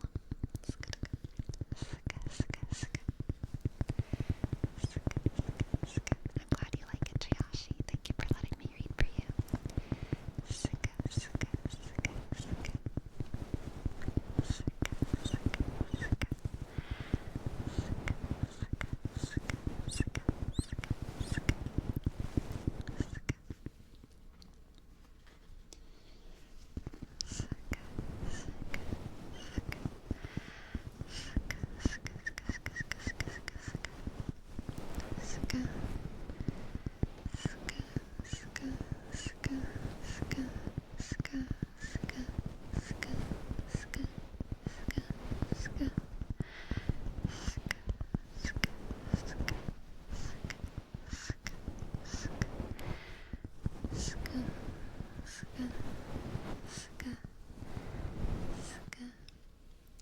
And for DX4, we have a name trace.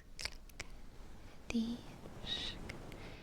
X, force, F, O, U, R,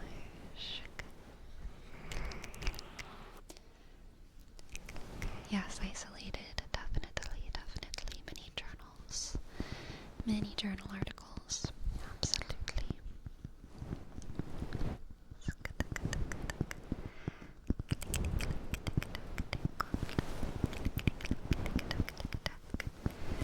Tingle, tingle, tingle, tingle, tingle, tingle. Twangalola, twanagal, twanagal, twanagal, twanagal, twanagal, twanagal, twangalangalamaga, twangamalagamanamashikalamagaba, twangamalagaba. And for Katzner, we have a name trace as well. K, click, click, A, sh, k, D, click, D, click, N, click, E, sh, R, sh, underscore, sh, 3, click, 1, 6, click. Yes, isolated matrix, I do get that sense, but honestly, more than that, sometimes I get the sense not that people are trying to like brag or show off, but more that some people are so acclimated to academia and writing for professors that they just are out of touch. Like, I get a big sense sometimes, especially I was in the humanities, right? And sometimes I just feel like people get so out of touch with the world that it's not even that like they're trying to like brag and like be hoity-toity, be elitist, but like they just literally don't even realize how stupid they sound whenever they are trying to sound profound or impressive or using words that no one uses. It just is a lack of social interaction and a lack of like being around normal people. And I don't mean that in an insulting way, it's just like they're in their bubble. They're in their bubble, and that's where they are. Because here's the thing, I have met academics. I have been in those academia circles, and whenever you're with people in real life, academics, and I've been heavily involved with people in science academia and also humanities academia, history, theater academia, I guess some like classics, religious, all the humanities, and then also some of the sciences. It is so rare to meet someone who is like actually elitist or rude or mean. People are very kind and humble, and sometimes people are very awkward and weird, but like even the kindest and the most humble, wonderful people, sometimes their writing is like, it doesn't sound like that. And it's not because they're actually elitist or anything. It's just because they've been in this writing bubble for so long that they forget how weird their writing is, you know? Bougie. Exactly, Patrol Man. Exactly. I was reading, this wasn't exactly the same reason. This was like an out-of-touch moment. And this happens a lot in mass comm and theater, academia, and folklore.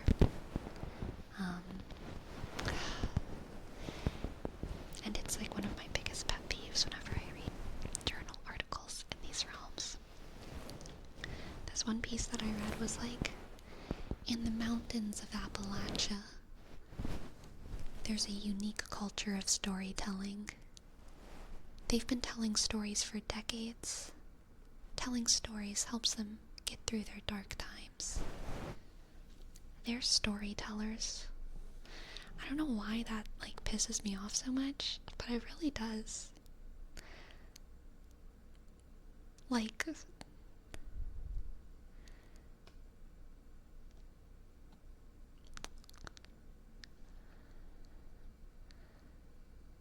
what else would they be doing? That's everywhere. The emphasis on the word. No, it's not the emphasis on the word. It's the, like, when people act like, exactly, Hagen. When people act like, what makes the people of Appalachia special is their culture of storytelling. It's like, there's a lot of things that make the people of Appalachia special. The fact that they tell stories to one another is not it. It's just not. I don't care that you're a folklorist. I don't care that you study storytelling. This is not a convincing way to begin your journal.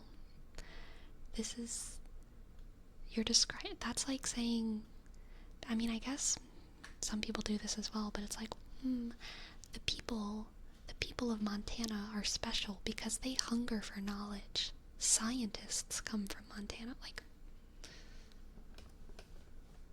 a number of cultures? No, not even that, Rusty Dragon. Every culture. Cultures don't tell stories. People tell stories. We tell stories like we eat. We tell stories like we breathe. Like, we can't stop.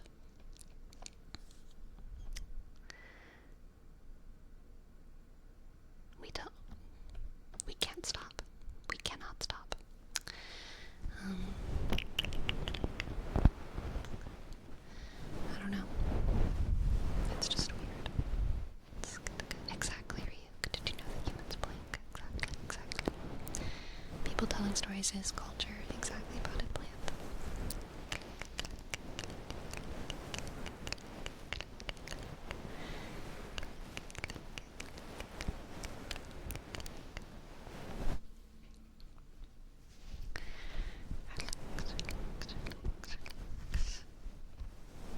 Yes, Prime Token. Yes.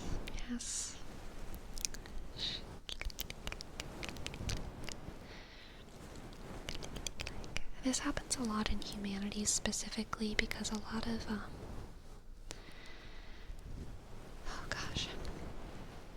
so I'm afraid of sounding like I'm anti-academia because I'm not. I think that people and stories and culture should be studied. I think we benefit from those things. I want these people to have jobs and be paid for their research. But because of the way our academia infrastructure is set up and divided, because of the way people have to fight for funding with government grants, etc., a lot of academics feel like they need to defend their field in very weird ways, and that's Kashania. Thank you for your prime.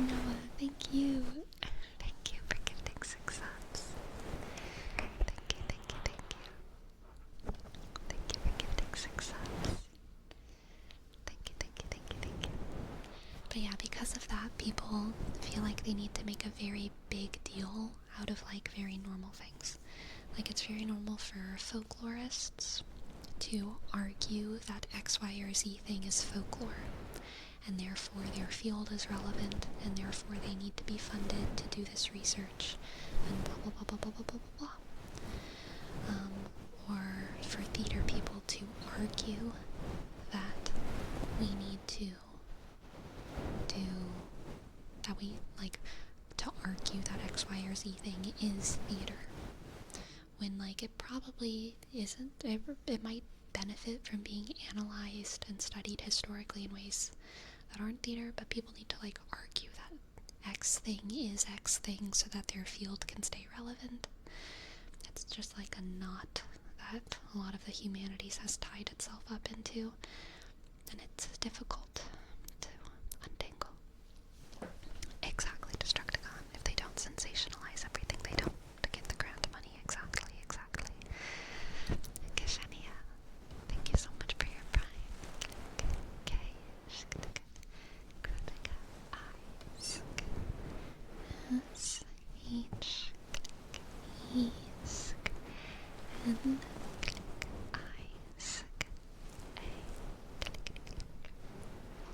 Thank you, Kishania. Kishania is a beautiful name. Kishania.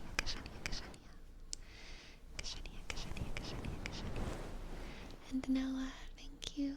And click O, click H, click underscore pop, click underscore click.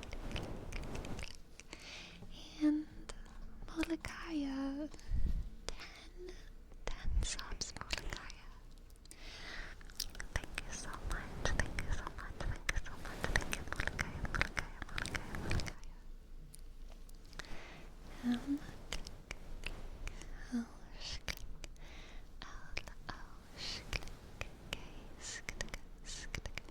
Hey, hi, hey, two,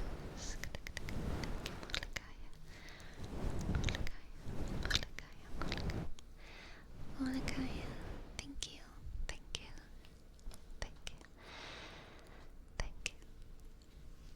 Yeah, Destructicon. I'm not surprised that happens in other fields. I think it's just a trap of academia. People trying to stay relevant. People needing to stay relevant in order to keep their positions and keep their funding, which, like, people should be keeping their positions and should keep their funding without having to sensationalize. Like, research isn't always sensational. Research in any field can be very productive, even when it's not sensational. The greed, I don't even think it's greed, Patrolman. Most of these academics are just trying to be researchers, but in order to get their grant money, they have to sensationalize. So it's more of like an act of desperation. Like, if they want to keep their jobs, if they want to keep their position, if they want to be able to keep paying their researchers, to keep paying their interns, they need to get the grant money. And if they want to get the grant money, they have to pretend like it's a really big deal that people in Appalachia tell stories. Instead of just saying, hey, I want to research the stories that people in Appalachia are telling. Not because it's especially unique or important, but because it's interesting. And because I think recording this is good. For the same reason that recording stories has been done in every culture across time, in most cultures across time. The stories of Appalachia might not be any more important than the stories of the Cascades, the Cascade Hillbillies. But it's probably good to have them on record, and that's why I want to do them. Like, that's not sensational, but it's like you know, it's productive. It's productive. But yeah, it's not as good at getting that grant money.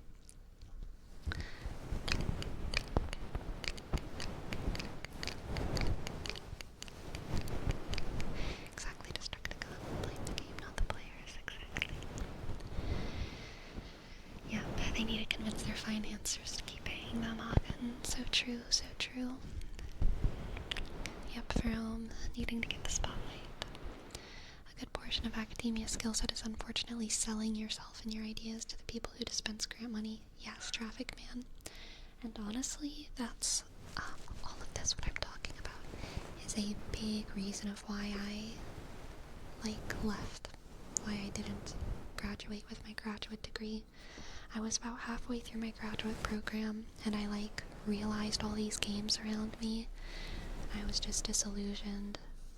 And I was like, I just don't know if I can do it. I just don't know if I can do that for the rest of my life. Someone just tipped $35. Thank you, thank you, thank you, thank you, thank you. Extra hour unlocked.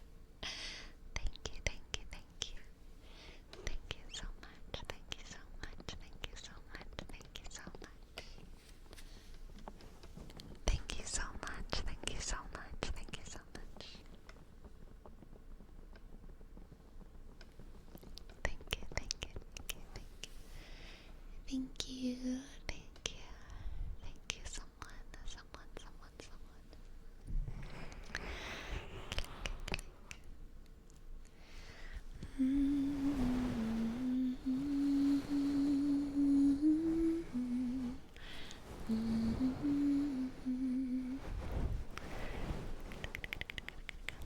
I know, isolated. It is rough, and I've been in that position before. So one of my biggest, most terrible moments, and I'm gonna be vague about this because I don't want to reveal the specifics of, the situation, but I was on a board this was when I was in grad school. I was on a very real board to determine which person got grant money, and this was in the humanities, and there was, I think, 5 candidates, and they were getting grant money for teaching, basically teaching parts of their culture.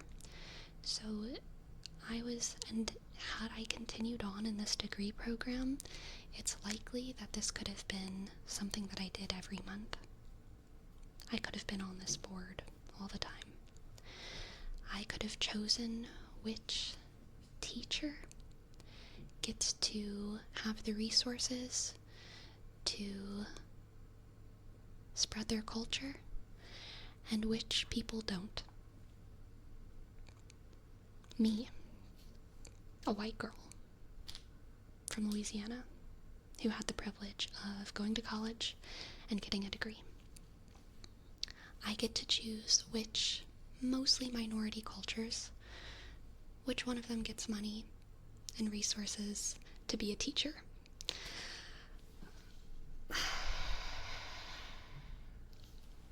Terrible.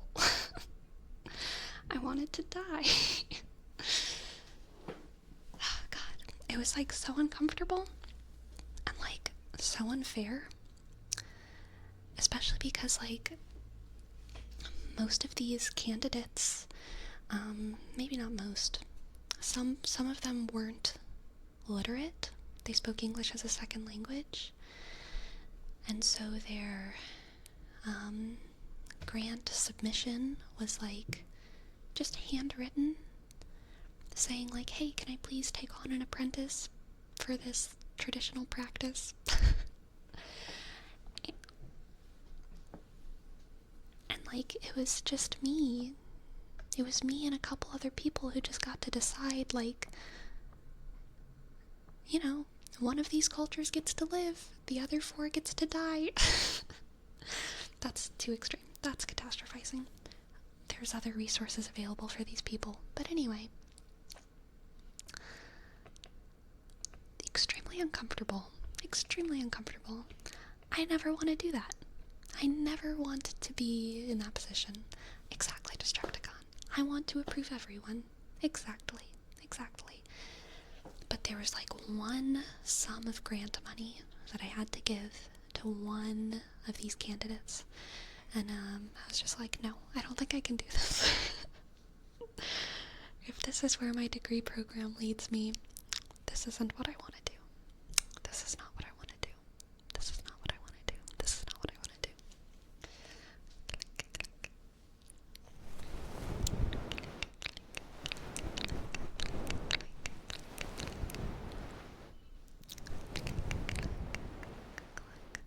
The arbiter of culture was not in the job description. Exactly. Like, I wanted to, like, study cultures.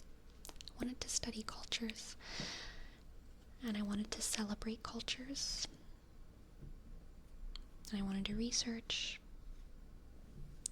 But, and there were positions that I could have gone after that were like that, but, like, you know, this was one of the main things that I could have gone into, would have been basically managing, arbiting the culture, which was just yuck for me.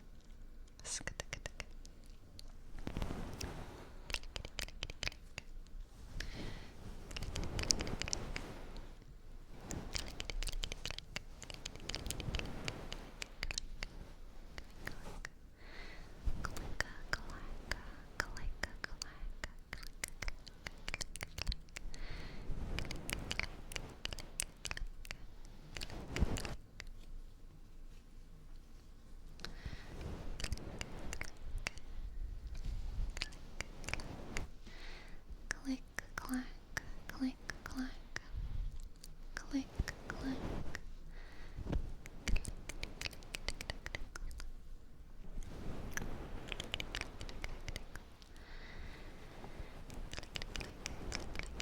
The real sad part about that is that that kind of position could give someone a big head. It could. I will say most of my, like, advisors and seniors who were in that position, they did not have big heads. They were very, very humble, and they felt the weight of their job. But yeah, still just wasn't something I wanted to do.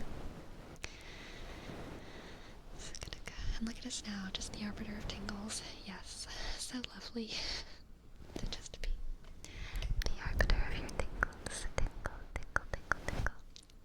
Remember, if you don't tingle, you will die. If you do tingle, you will also die. Because you will die no matter what. And I will too.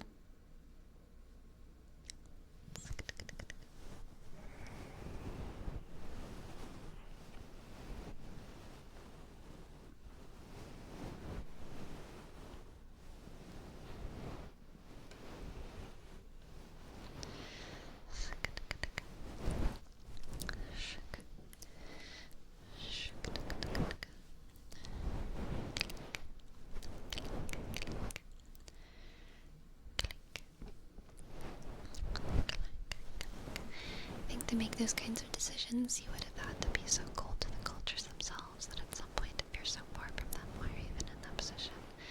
Yeah. Another downside is that those are classes that could help improve the level of education in Louisiana, but instead students only get fewer options. Yeah. So I will say that this position I was in wasn't in Louisiana. I'm just from Louisiana. This was whenever I was in grad school. Somewhere else, but yeah, it was still rough.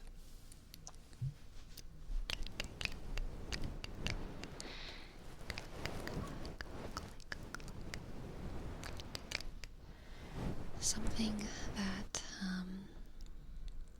is always part of the discussion in those kinds of decisions is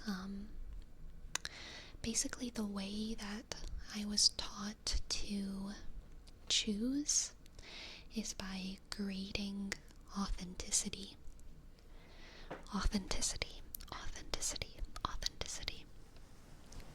Which almost impossible. But it's the kind of thing where it's like,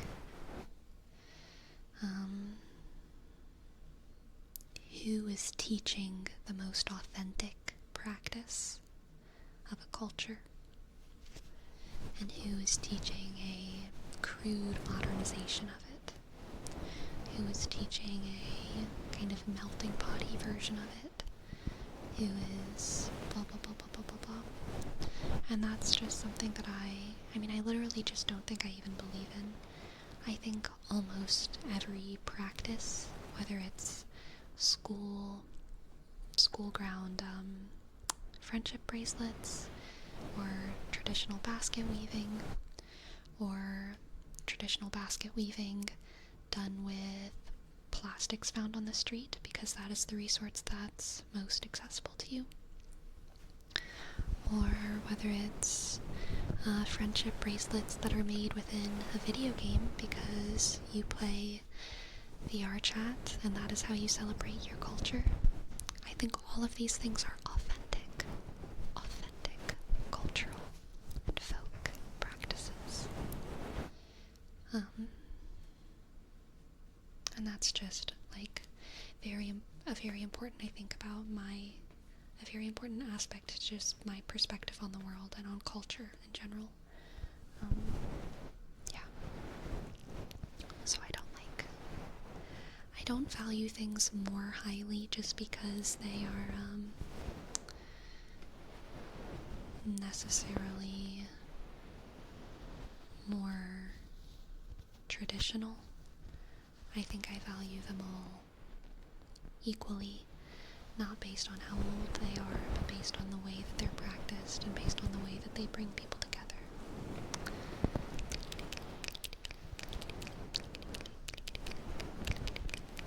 In academia, are creepypastas and internet culture a studied field? Yeah, absolutely, especially in mass comm and folklore. For sure, people are studying those things. Click, little Travis. And Arthur the Hamster, thank you for your prime. Arthur the Hamster, thank you. And for little Travis, L-I, click, L-T, R-S-K, B-I-S,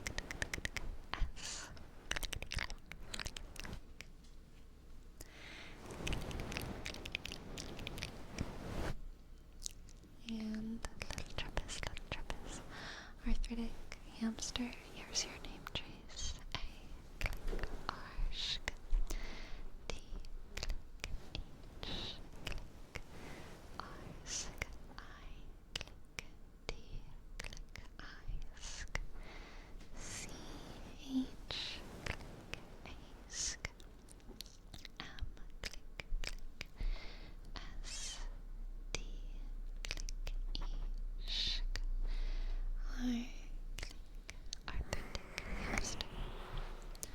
Arthritic hamster, thank you for your prime. And Patrolman, thank you for your bits.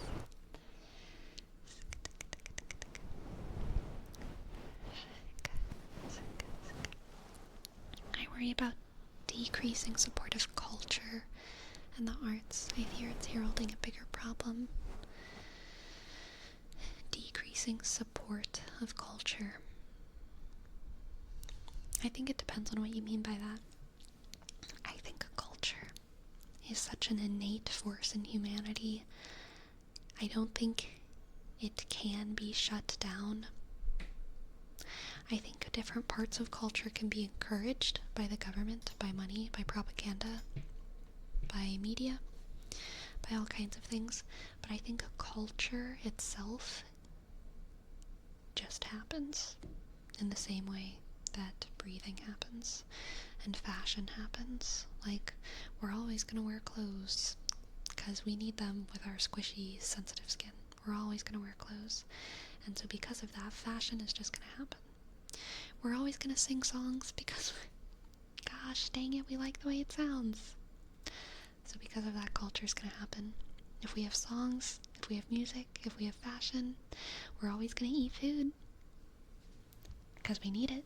And if we're always going to eat food, guess what? We're going to eat specific food that we have access to.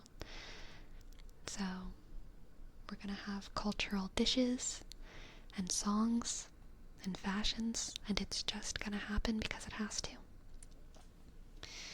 etc., etc., etc. But definitely different aspects of culture can be promoted, encouraged.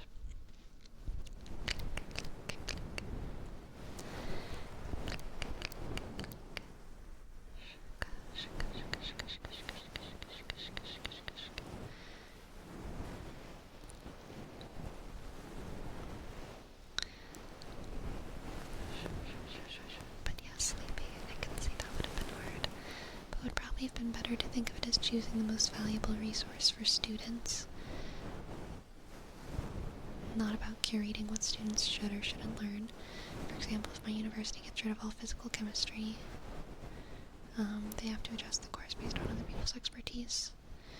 That wasn't exactly the situation, because it was basically I was deciding which individual teacher gets an individual apprentice. None of these people were teaching classes.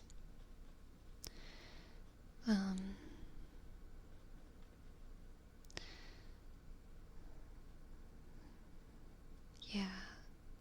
So either way, the knowledge was going to remain insular. Apprentice, as in an assistant? Kind of. Yeah. Yeah.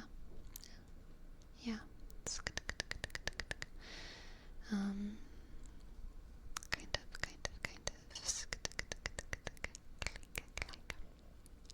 But this wasn't within, like traditional academia. This was in, like, humanities. So it wouldn't have been for research, it would have been for learning a cultural practice. So, like, which cultural practitioner would get to become a teacher, not because I have an education degree, which horseback rider gets to teach someone to ride a horse in the way that their culture rides horses, which traditional cook gets to take on an apprentice to learn the traditional spices of the traditional XYZ, which blah blah blah blah blah blah. And these various teachers were asking for grant money to have the basically ability to have, like, time to teach their cultural practice.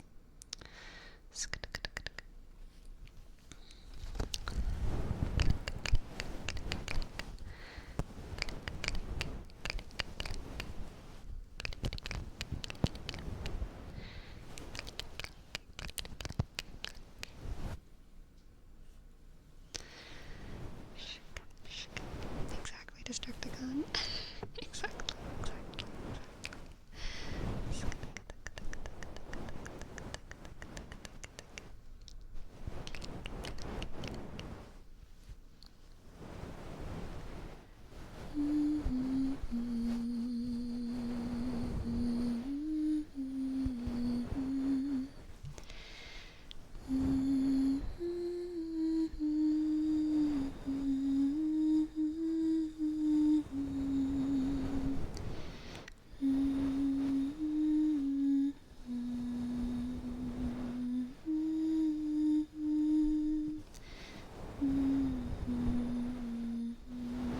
It's okay, isolated. Always fun to answer questions. Good night, Green Ninja. I hope you sleep well.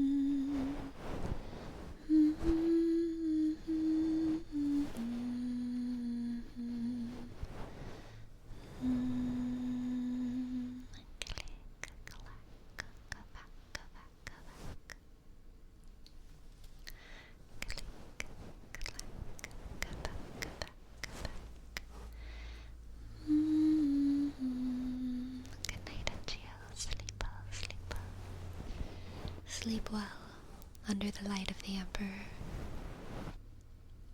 the savior of mankind.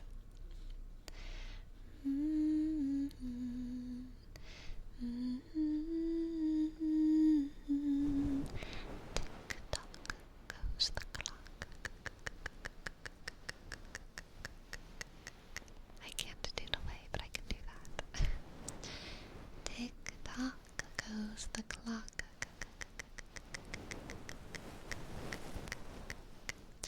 Now that I use OBS, though, I could probably figure out how to add delay. I just haven't done that yet. Tick-tock goes the clock. Yes, the echo effect just struck a Fire Social, thanks for gifting us up. Fire Social. Click, click, click. P. Click. I ask who S I O S O C sh click I click ask and one click biosocial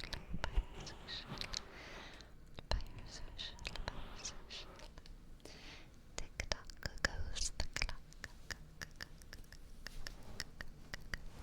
TikTok goes the clock. Shushka. Shushka. Shushka. Shushka.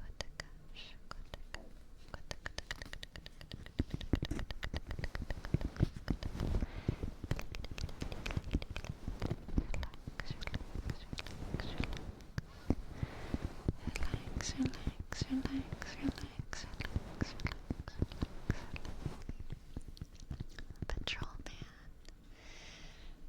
Thank you for gifting 2 subs, Patrol Man.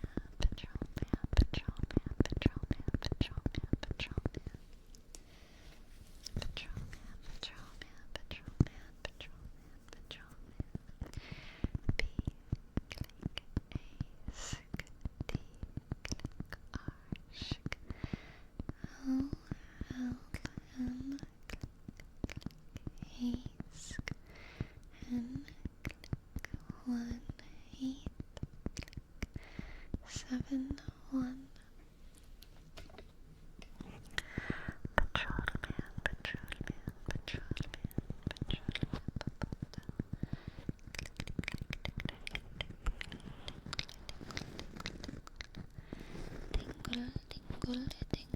Tingle. Twinkle, little star. How I wonder what you are, up above the sky so high, like a diamond in the sky. Twinkle, little star. How I wonder what you are.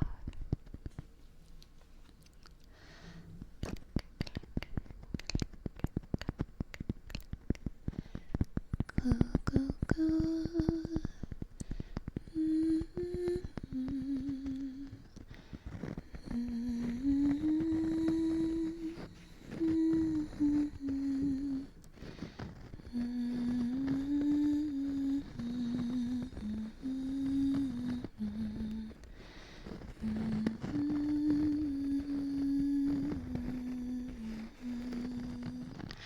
Arthur the Gamster, thank you.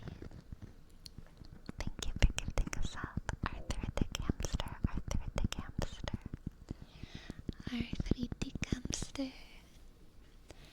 Thank you.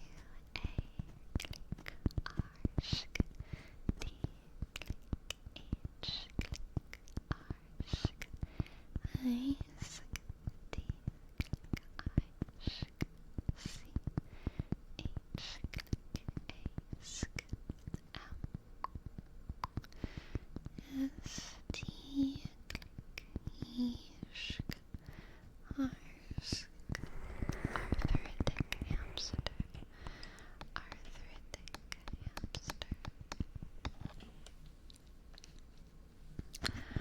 Arthritic hamster.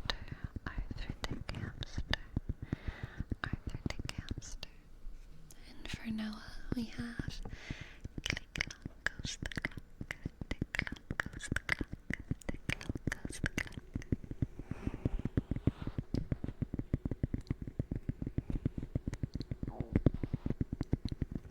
clock goes the clock. Click clock goes the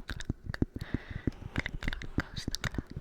Click clock goes the clock. Tick clock goes the clock. Click clock goes the clock. Click clock goes the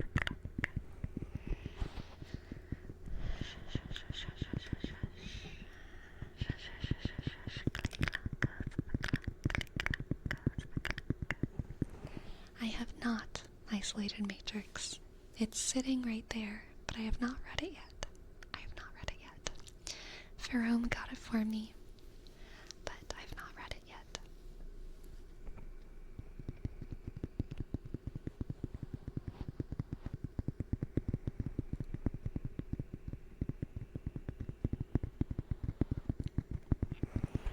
Good luck. We'll see.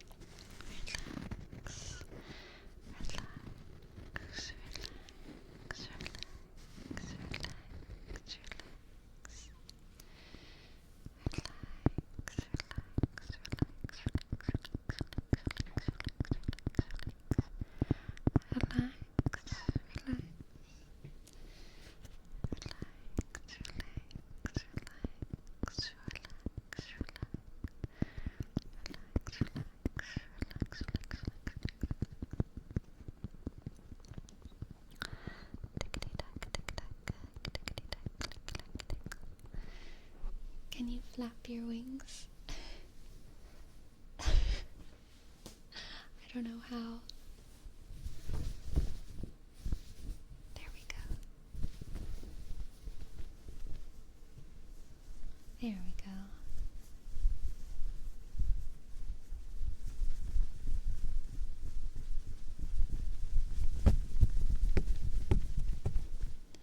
Can you feel the wind on your face?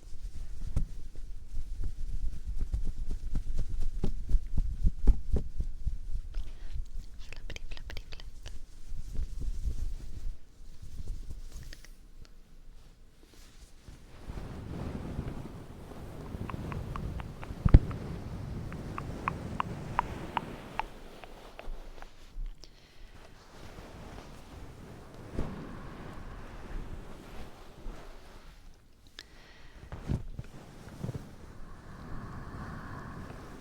Yes, it's embroidered.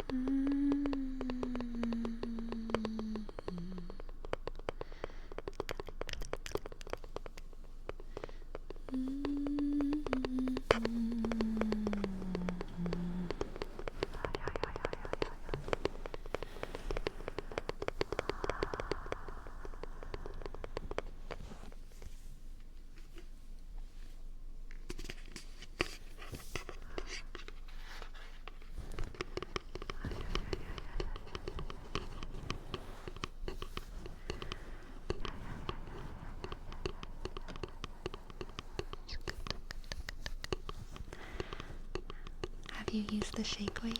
Yes. I have. Can you use it to train while reading? No. I don't do anything while I read. I just read. I just read. But I can use my shake weight while I watch 40k lore videos. I can do that. I can do that.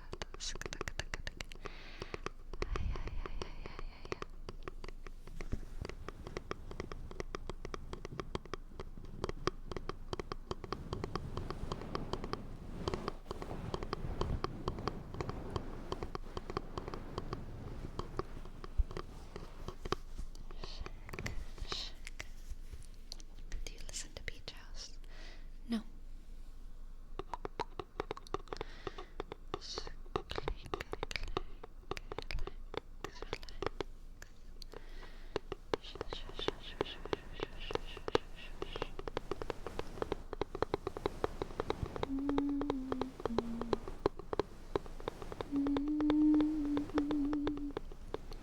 Are there any other dark and violent games you play?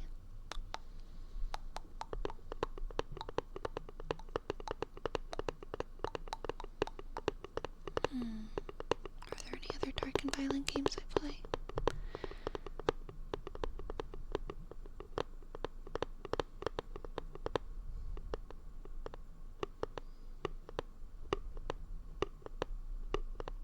I don't think so. I don't think so. I don't think so. I don't think so. I don't think so.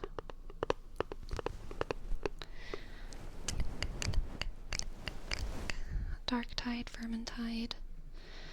I don't play too much Vermintide. I just own it and I play it sometimes. I do play League. Elden Ring is pretty dark sometimes.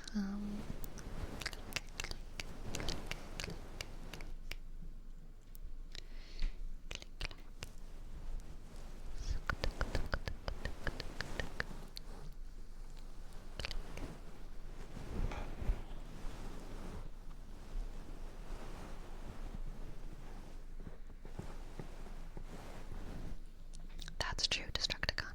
I have played XCOM, but not XCOM 2, just XCOM 1.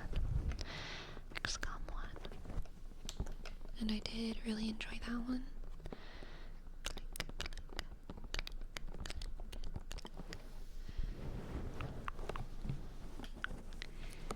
I'm massaging your ears, okay?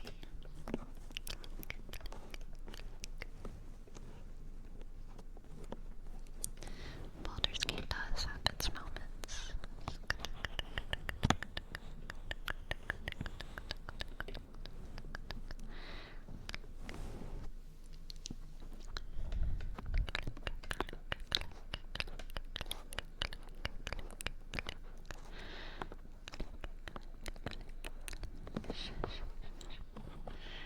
Shush.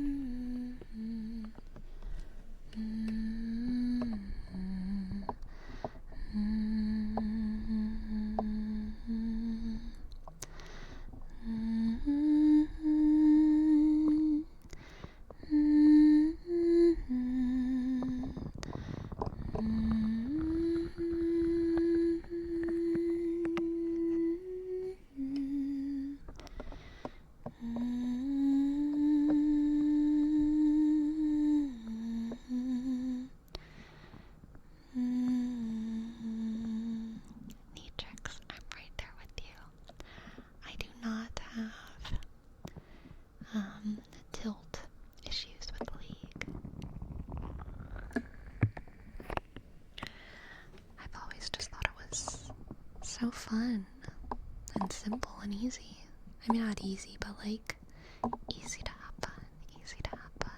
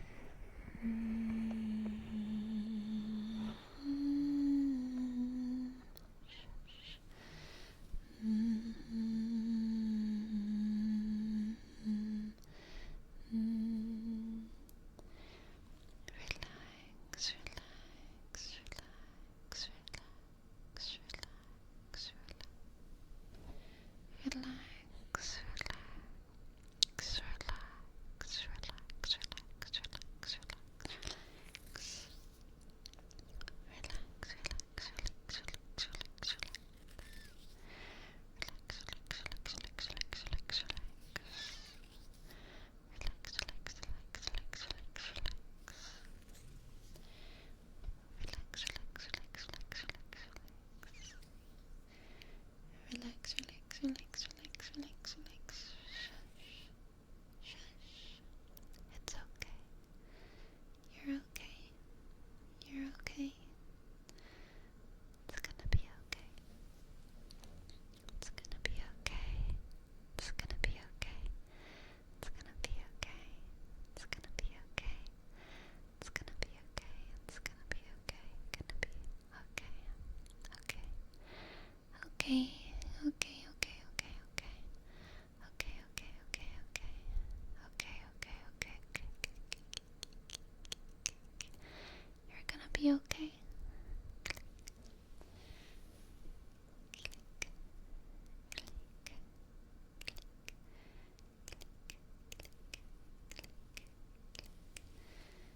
Click, click, click, click. Relax, relax, relax, relax, relax, relax.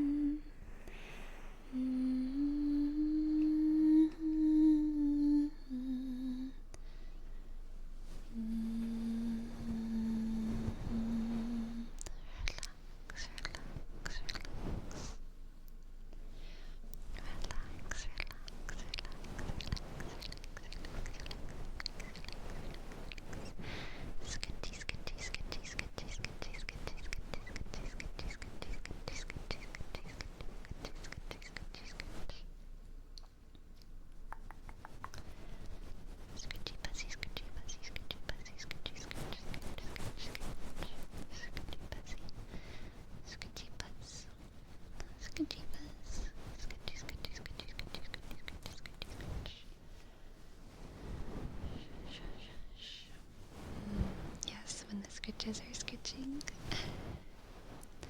Has the CEO broken any more skulls? I don't think so. Not that I know of. Not that I know of.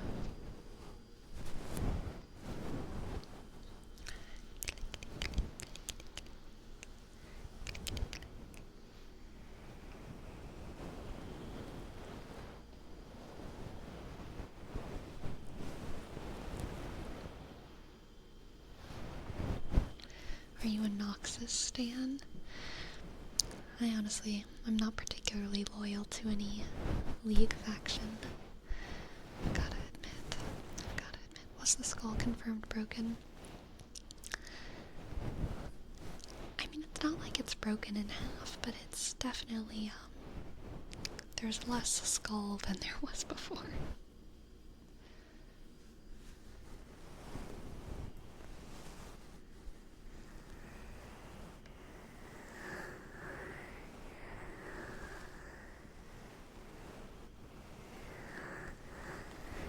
It's a Nutria skull, Ogden, and isolated. I have a little Nutria skull, that is broken. I can go show y'all. I'll be right back.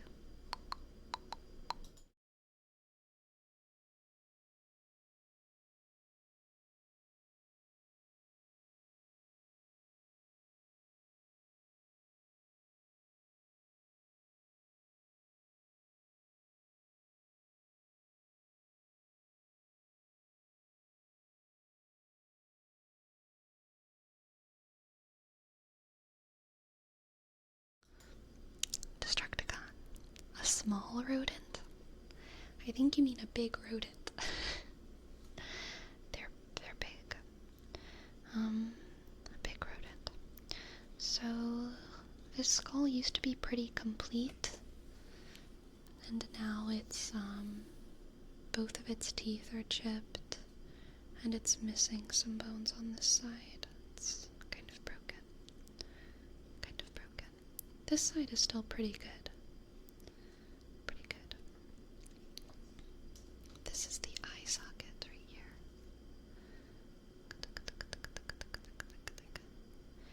And yeah, it's pretty broken on this side.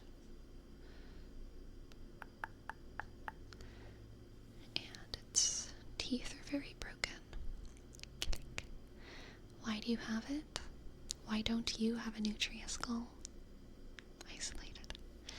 Nutria are invasive creatures in Louisiana, and I don't know. Someone gave me a nutria skull once, and I was like, okay, thanks.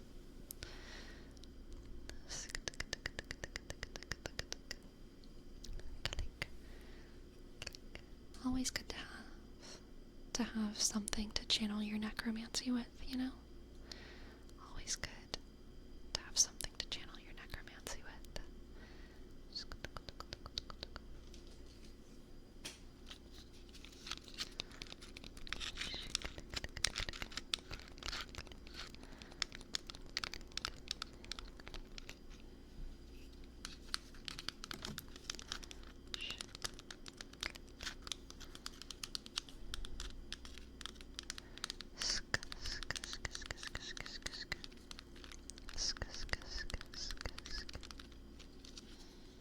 No, there's no fur. It's just stained dark Carson.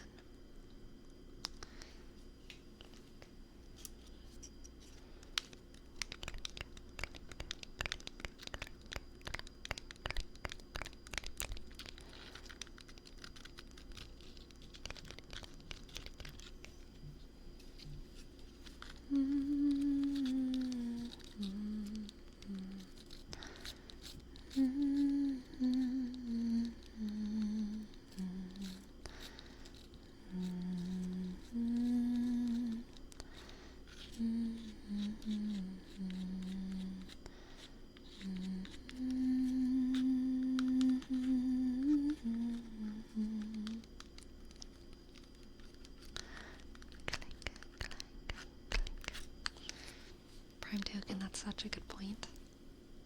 Always knowing what systems need to crumble.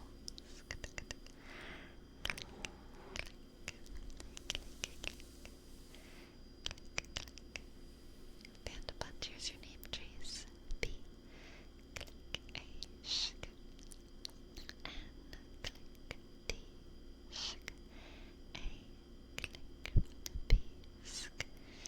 U.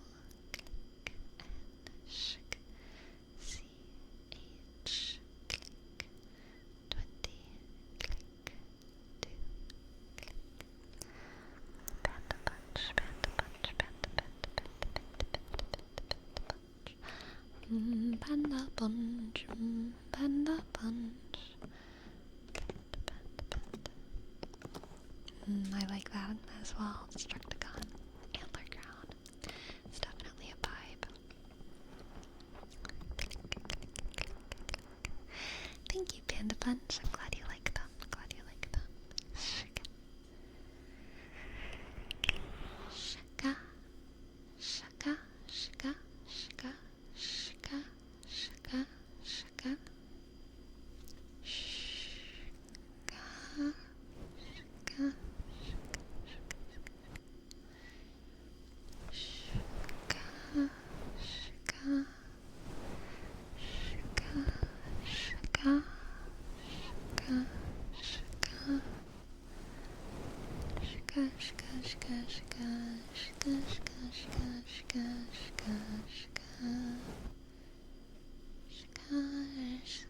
shaka, shaka, shaka, shaka,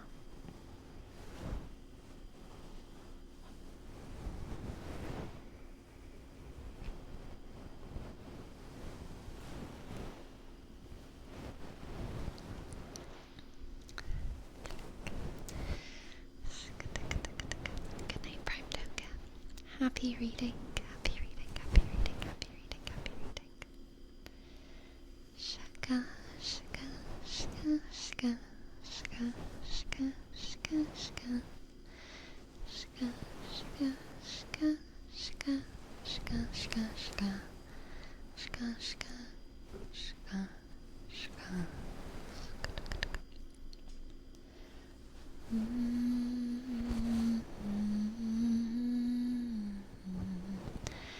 JS46 Designs, thank you for your prime. JS, JS, JS.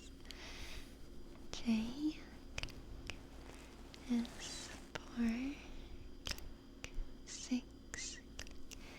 D E S I G N S 46 design.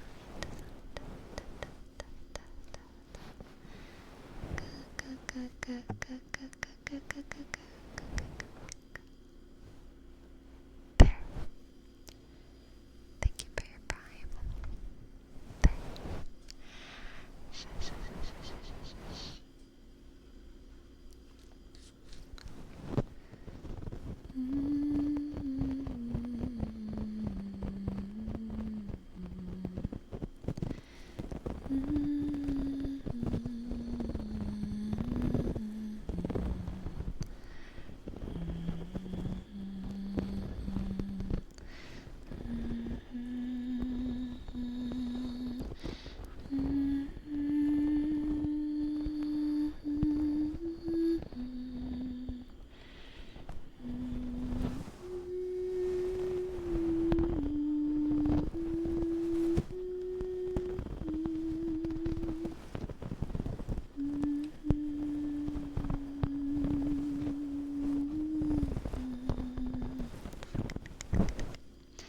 Distracticon, what can I read for you? What can I read for you? Ew, I can sing this one. If I can remember it.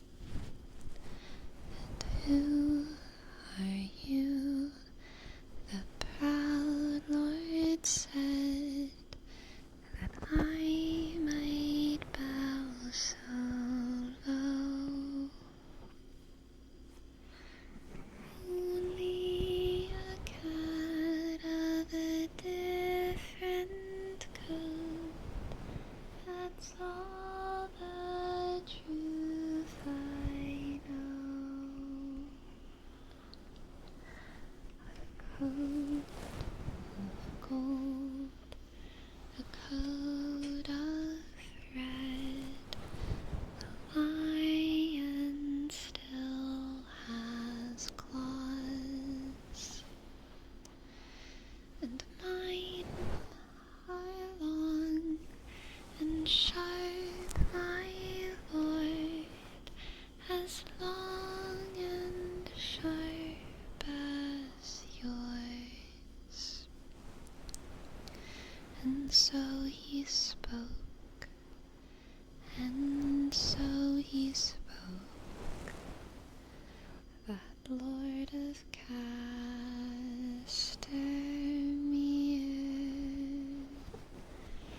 And now the rains we bore their halls, with not a soul to hear. So he spoke, and so he spoke, that Lord of Castamere.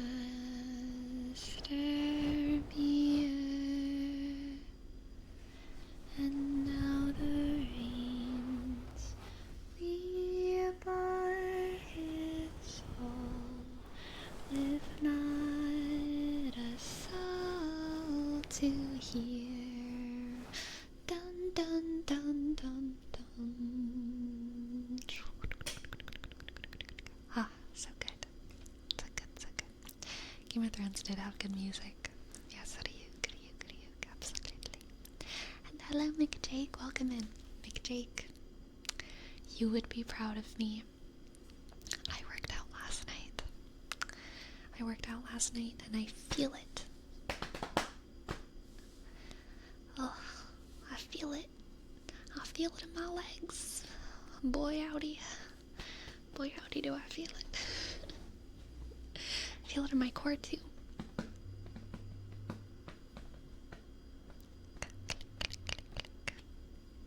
Yes, thank you, McJake. I did a lot of squats. And I did a lot of crunches. And I did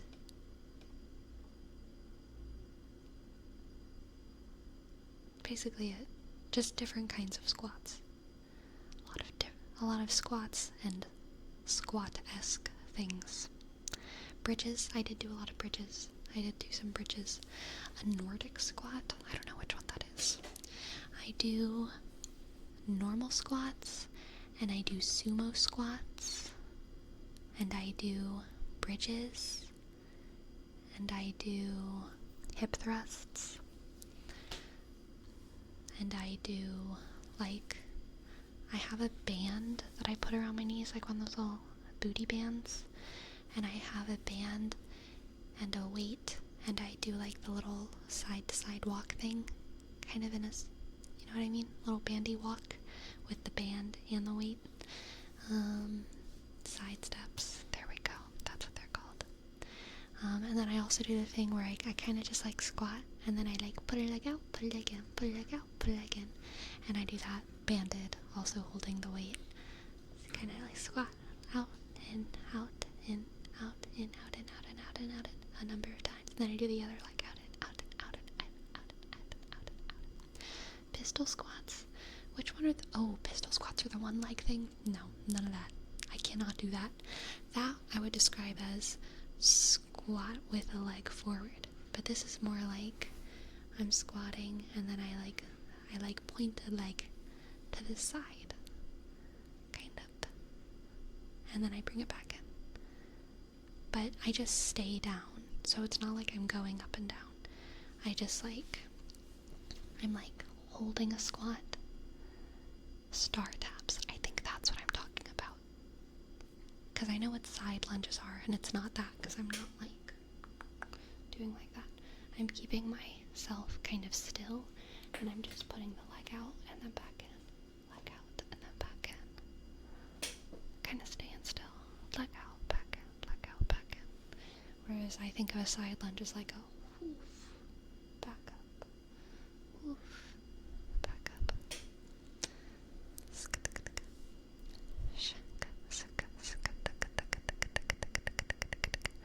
Really good for balance. I have excellent balance.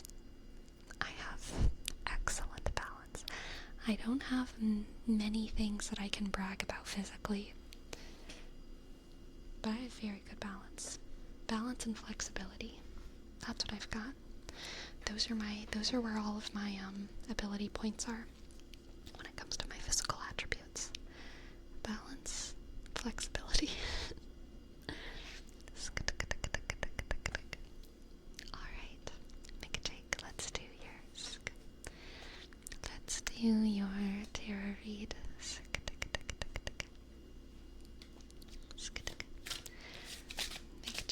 McJake.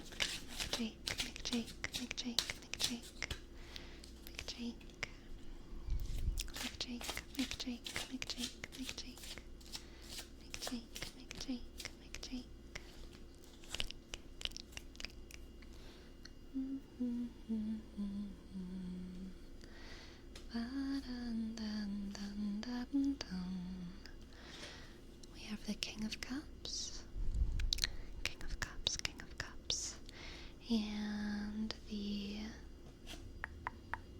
Justice, which we have to censor a little bit, and Justice, and the King of Cups, and the Two of Cups,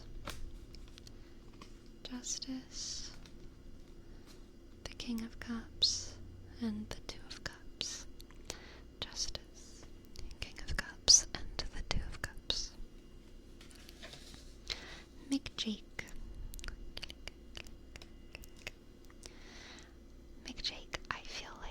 you are,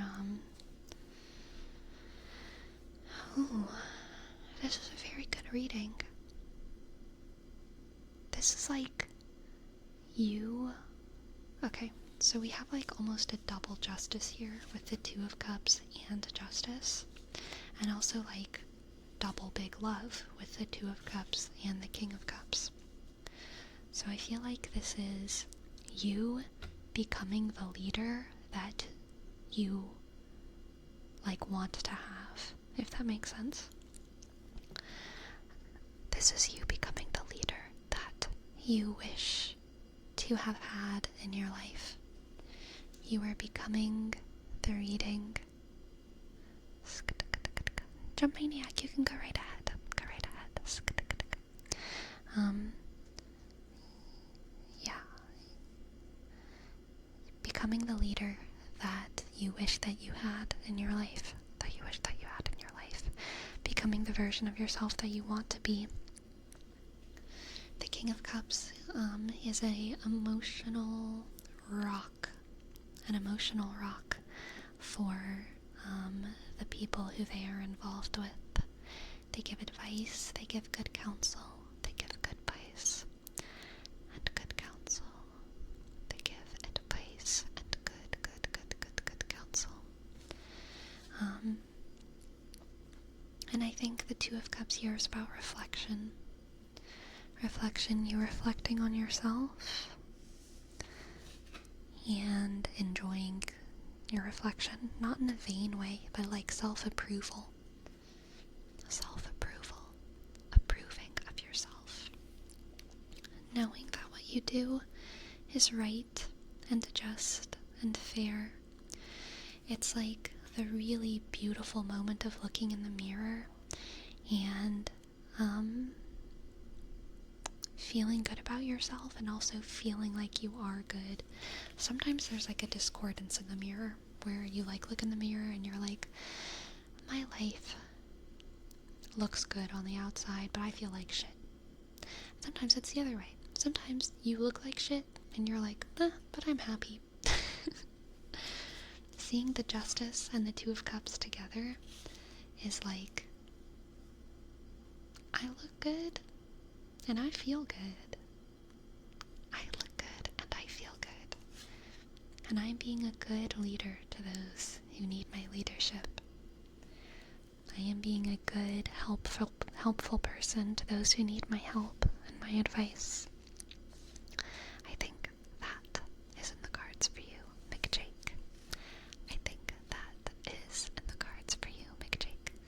Yes, y'all, if the tarot redeem is open, no need to ask. Just go for it. Just go for it. Just go for it. If for some reason I can't do a tarot reading, I would refund your points. But I usually have them open because I'm open to doing them. Yeah, McJake, I think you are about to have a very feel-good moment for yourself. Approval from the outside and the inside. Approval from the outside and the inside. Okay, McJake. McJake, you're very welcome. I hope that resonated. We have the name trace for Pyrosocial. Pyrosocial. P, click, Y, click, R, sk, O, sk, S, O, click, C, I, click, A, click, L, click, 1, click. Pyrosocial.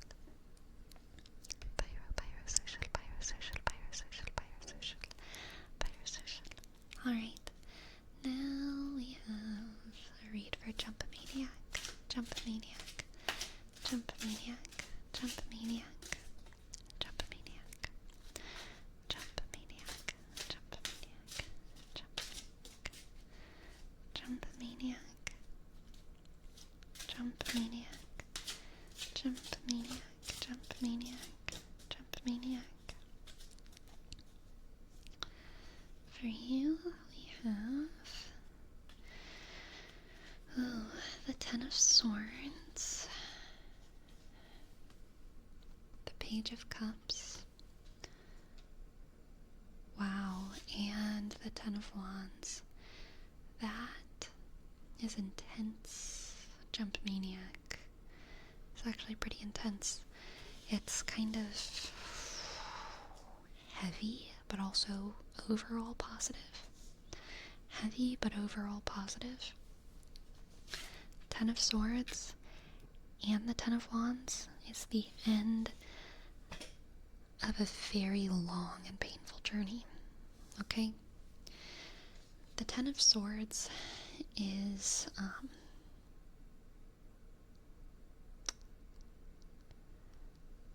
the end of like a long painful journey, and then the Ten of Wands is basically like finally putting down your burdens. You've been carrying something for so long, and you've finally just put it down. You've finally just put it down. So seeing both of these together is like you have been fighting some kind of fight for a very long time, and it is time for it to end. And it's gonna end kind of by itself. It's kind of gonna end by itself naturally, because like the time is up. The time is up. The final battle is at hand, and it's gonna end. And just the fact that it's ending is a win. It doesn't even matter who wins at this point. The fact that it's the last battle means you won. Okay? The fact that it's the last battle means you won. Because you get to put this shit down. You get to put this down. And you get to begin living your life. The Page of Cups is good news coming in. Good news coming in. For you, I get the sense that this is about restarting fresh. Jump Maniac. Like you've been fighting a fight for so long, and finally, you just get to start fresh. Finally, you don't have to fight the same demon every single day. Finally, you don't have to have the same argument every single day. Finally, you don't have to keep kicking this dead horse every single day. Finally, you just get to stop. And you have a new opportunity. You have a new opportunity. Good news coming in. That's going to help you get started on a new path. Jump Maniac. It's going to help you get started on something fresh and fun and good and light and beautiful. Okay. I hope that resonates, Jump Maniac. Ten of Swords is your favorite card. Nice, Gillsbury. Appropriate for someone whose name is Killsbury.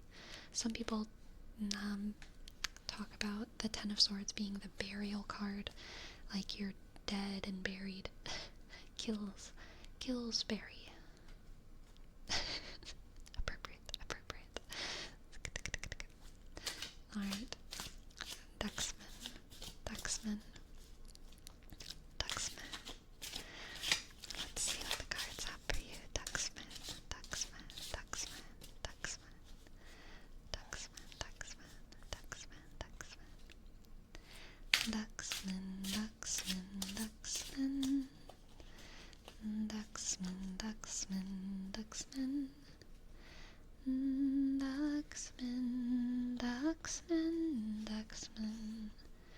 Alright, we have the Queen of Pentacles.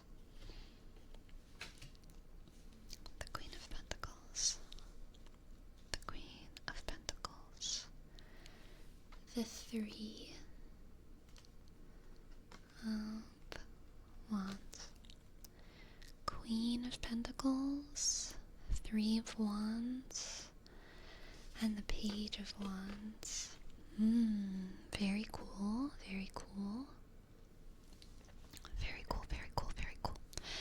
You know, Duxman, I don't know if you've watched Game of Thrones, but this is giving me a character vibe of Clink, clink, clink, clink. Marjorie Tyrell's grandmother? I can't remember her name. Old lady with a weird hat. And, she's like old and witty and smart and a little bit sneaky and cool. What's her name? The most savage? Kind of. What was her name, though? Olenna Tyrell. Yes, Olenna Tyrell. Olenna. Yeah, so Queen of Pentacles is a provider and a nurturer of her community. Nurturer of her community in a very physical sense. She gives people in her community opportunities and resources. The Queen of Thorns. Oh, honestly, what a good characterization of Pentacles mixed with Wands. Oh, the Queen of Thorns. That's actually so perfect. I wonder if, like, subconsciously my brain was like, the Queen of Thorns, Pentacles mixed with Wands. The Wands are sometimes called the Spears. Pentacles is Earth, so like Earth Spears. I call those thorns. Okay. Anyway. So yeah, I feel like you are kind of a provider to those in your circle, and you're also a heavy networker. You are destined to have a very strong network of people who you're in communication with and who you're in deals with. And the Page of Wands is about kind of creativity and creativity, and like a new sort of flare of fire and artistry that you're putting into this situation. So in a very cool way, you have a combination of energies here between this like queen and page energy. You are a queen in your control, your authority, but you are not traditional. You do not offer anything old. You are a queen and you offer something new and fiery. You, no matter how much experience you get, you never stop evolving with the times, just like Olenna Tyrell. She never let her age make her any less of a force to contend with. She had a very young spirit, a very youthful spirit. She was willing to do what young people do to get what they want. And that's kind of the feeling that I get. I don't get any necessarily conniving or savage vibes from this for you, Ducksman. But I do just get the sense that, like, wherever you go in the world, you will never let your kind of status,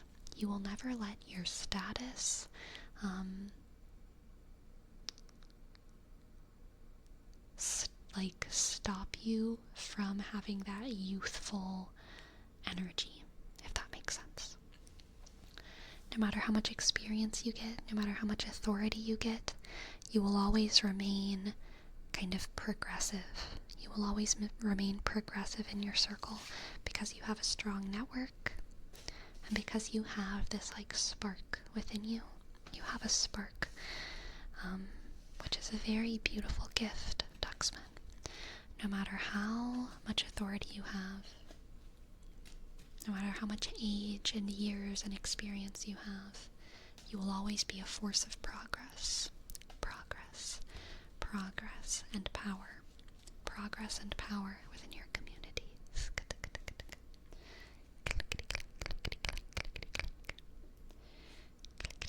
The Queen of Bamboo. It does sound like some kind of panda traffic man.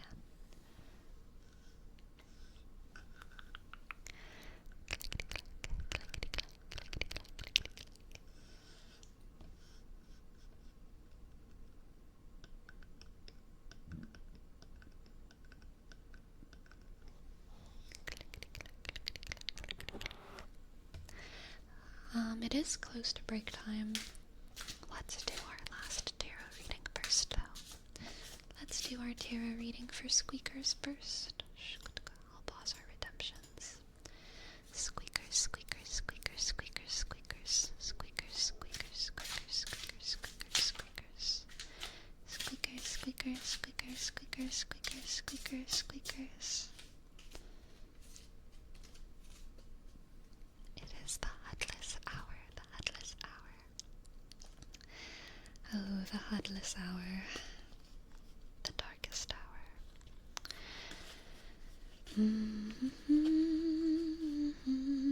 For you, squeakers, we have the Two of Swords.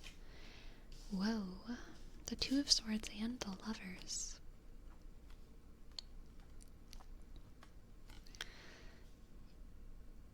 Interesting. The Nine of Pentacles. This is actually kind of clear. Pretty clear to me. Pretty clear to me.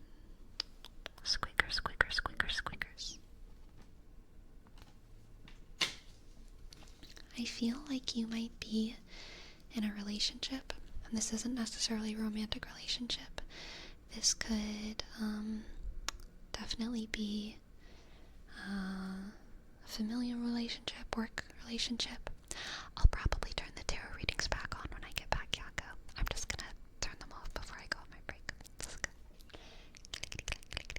But yeah, I feel like this is some kind of relationship that you're in, squeakers, where you do feel intimately tied to this person, and where you do feel like where your relationship is good and productive and full of positive energy. But what's interesting about it is that you and this other person are fiercely independent, to the point even where you will always be mysterious to one another. There's going to be parts of your other person you will never see, and you will never understand. And likewise, there will be parts of you they will never see, and they will never understand. You and this other person will maintain a kind of internal, like, independence, and it's a very, like, Christian idea that whenever you get into a romantic relationship, two bodies become one. It's like the opposite of that vibe. It's like you will be with this person, but you will never be one with this person. You will always be yourself, and they will always be themselves. And you will come together to be productive partners, but like, whatever kind of relationship this is, both of you will maintain fierce independence. And I think that's important to you. If this is like a family relationship especially, this could be about you building boundaries that actually enhance the relationship, building boundaries that make the relationship more productive with a sibling, with a parent, etc. Could be similar with coworkers as well, where the boundaries between you and the other person are actually the thing that make the relationship healthier and more productive. Healthier and more productive. Yeah. Being blind to one another in some ways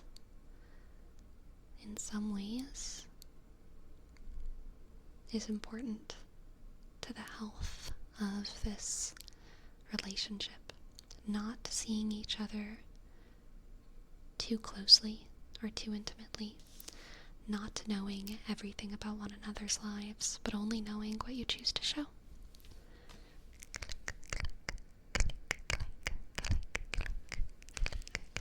Only showing what you choose to show. That will be what enhances your relationship. Interesting. I hope that resonates in some way. Thank you for letting me read for you. Thank you for letting me read for you. Alright, my friends, I'm going to go on my final break now before our last hudless hour. Hudless hour. Boom, bada, boom, bada, boom, boom, boom. I'll be back soon, okay? I'll be back in 5-ish minutes.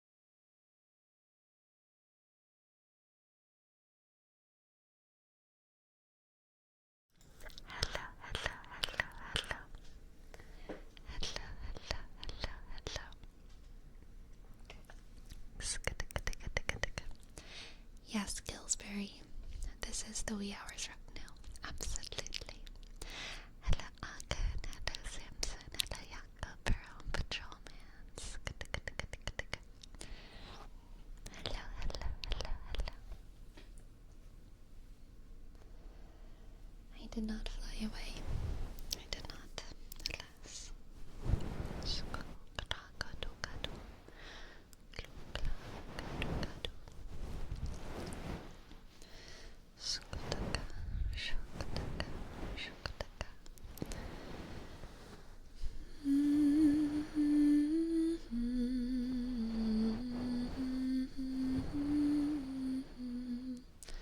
Ooh, for Patrolman we have Thunor, Thunor, Thunor, Thunor. Y'all, I was so productive last night. Thunor, Thunor, Thunor, Thunor, Thunor, Thunor, Thunor, Thunor, Thunor. Which means that tonight, I just get to play Dark Tide. I'm very excited. Tonight, I just get to play Dark Tide. Thunor, Thunor. Hello, girl. Hi. Thunor, Thunor, Thunor. Thunor, Thunor, Thunor, Thunor, Thunor, Thunor. Thunor, Thunor. Dark Tide our read. Tonight's Dark Tide night for sure, for sure. Thunor, Thunor, Thunor, Thunor. Sleepy use Thorn Thunor in a sentence. You take that Thunor back where it came from. You put that Thunor back where it belongs. The Thunor? I hardly know her.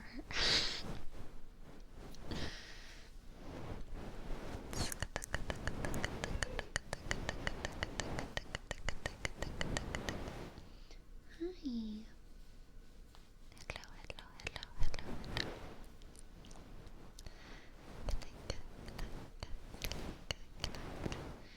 Hello. Oh, do we need to have cuddle times with Cat again? Do you insist upon being on my lap, girl? It might be time, my friends. It might be cuddle hour. It might be cuddle with the cat hour. Okay, girl. Okay. I'm gonna mute myself while I resituate a bit.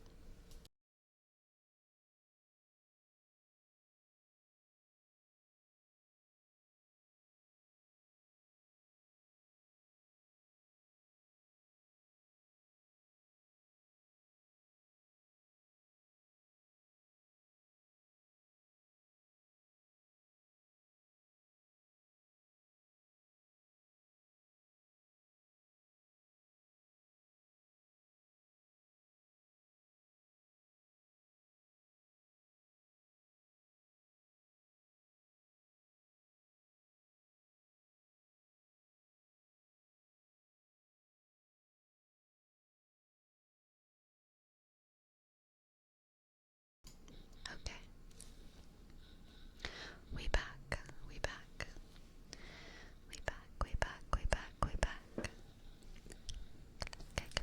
Click. Is this what you wanted, girl? To be on me lap? Studying for a college entrance exam, and I always put your videos and streams while studying. They help me a lot to focus and relax. Oh, you're so welcome, Tuta. You're so welcome. I'm so flattered. Thank you. Thank you for letting me know. Thank you for your bits, Patrol Man.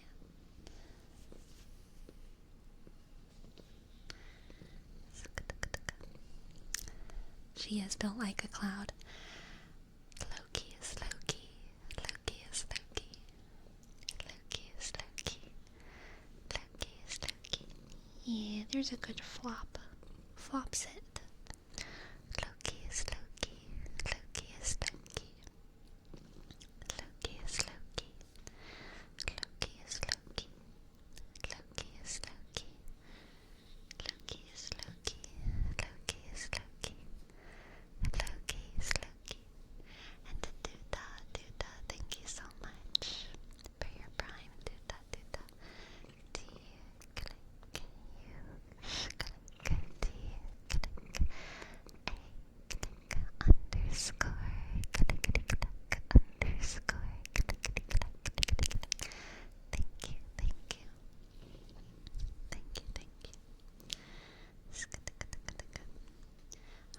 say something. What was I about to say?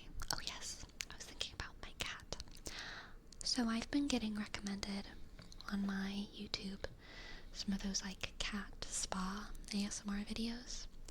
Some of them super cute, super great, adorable. Some of them, they've got to be drugging these cats to make content out of them. No one will convince me otherwise. They've got to be drugging these cats.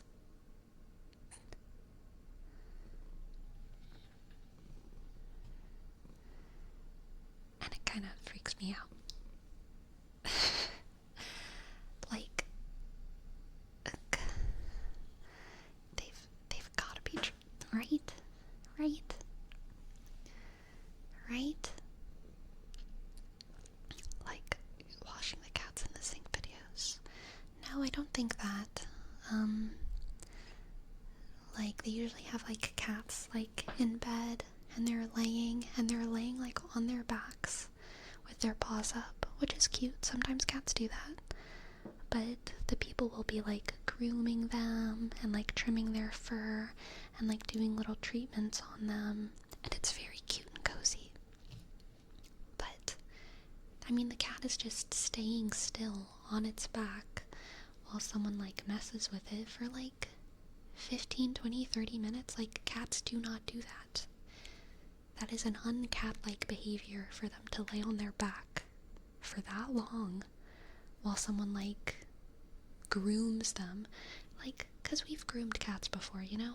Whenever you groom a cat, they'll, like, flop down. They like it, but it also kind of excites them, you know? And they'll, like, roll around because I want you to get that spot, too. They'll kind of, like, walk around and flop in another direction. Yeah, exactly. They get the wiggles. Then the cats in these videos are, like, sleeping very cutely, but in a way that makes me feel like these cats are drugged. Maybe it's edited? No, they'll have, like, full cuts, like, no cuts. I mean, they're also edited, surely, but, like, yeah, it's strange, it's strange, it's strange, it's strange. It's strange, it's strange.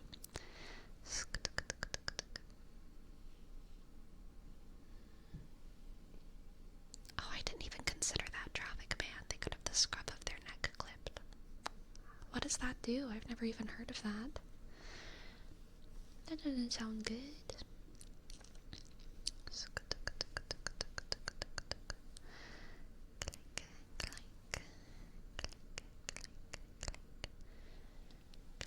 But they could also just have very chill cats. You know, anything's possible. If you hold a cat by the scruff, yeah, I know that.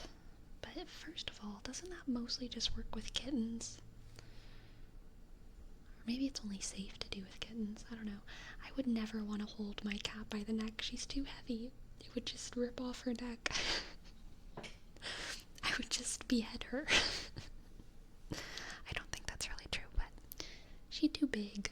I'm not gonna carry her by her neck.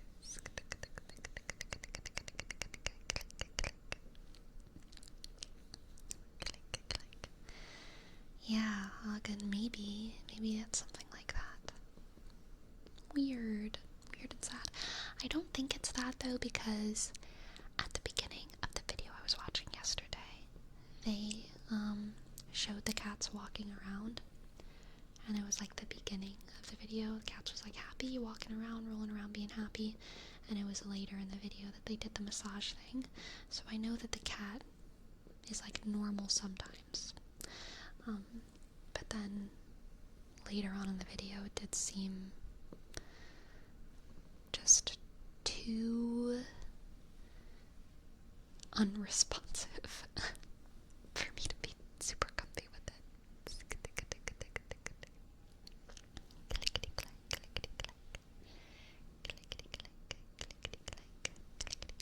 Catnip? Maybe. I guess you would have to definitely have a cat that, like, goes chill with catnip. super chill with catnip. Do you go chill with catnip? No, you do not. You go a little crazy.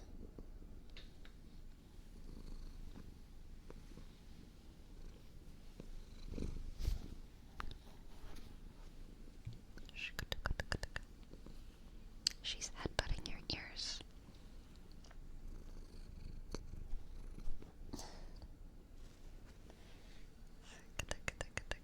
Maybe the cat just does it for a cut of the ad revenue. I hope. I hope that's what's happening, Magic Orb. I hope that is what's happening.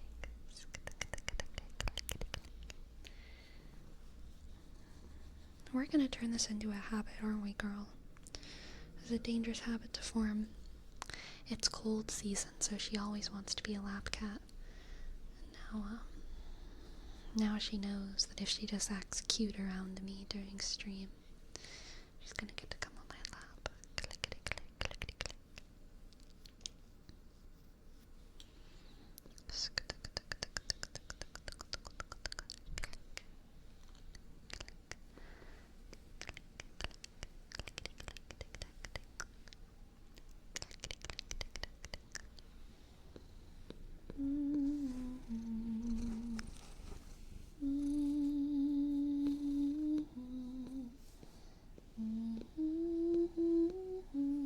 She does deserve it, absolutely. Absolutely.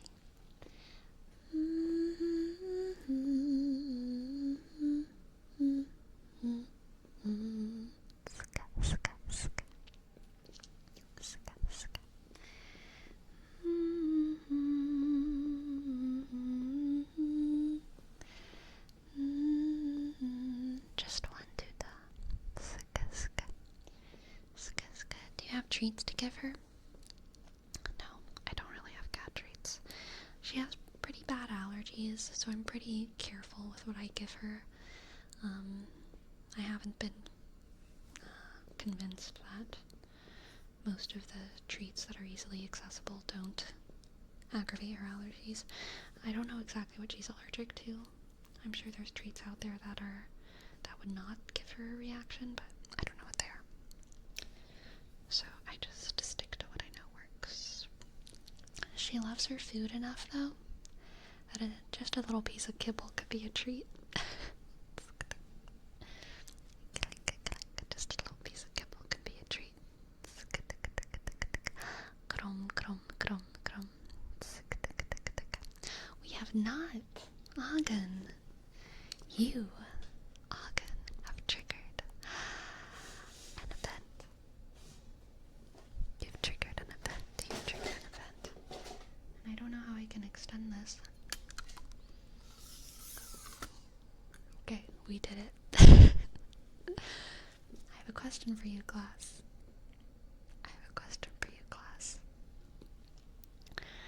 What is the capital of Wyoming? What is the capital of Wyoming? If you answer correctly, you'll get back scratches for the class. What is the capital of Wyoming? And, here's your hint. Wysk. Oh, Wysk is handsk. So shy. Click. Wysk. Oh, why? Click is an. Click. So shy. Click. Why? Click. Oh, why? Click is an. Click. So shy. Why, oh, why is Anne so shy? Why, oh, why is Anne so shy? Why, oh, why is Anne so shy? Emiliano Splijesk. Parasocial Jump Maniac? No, it's not the little letter W. But Ogden Ferrone Patrolman? Good job, good job. You won back scratches for the class. Sketch, sketch, sketch, sketch, sketch, sketch, sketch, sketch, sketch, sketch, sketch, sketch, sketch. Sketch, sketch, sketch, sketch, sketch, sketch, sketch, sketch, sketch, sketch, sketch, sketch, sketch, sketch, sketch.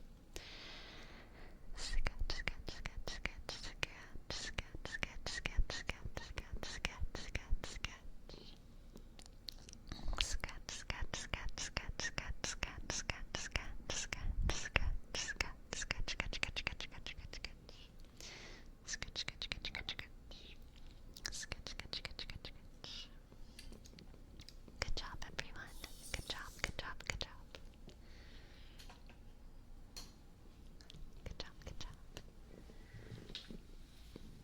purring so much?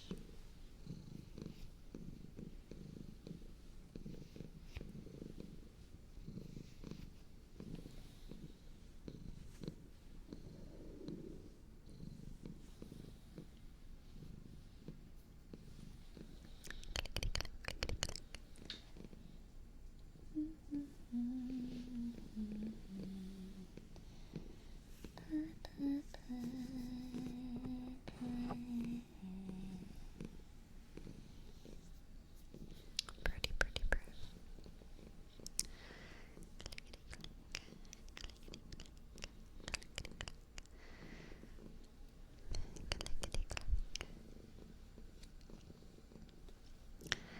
Shuka, shuka, shuka, shuka, kulukataka, shukulukataka, kulukataka. Kulukataka, kulukataka, kulukataka, kulukataka,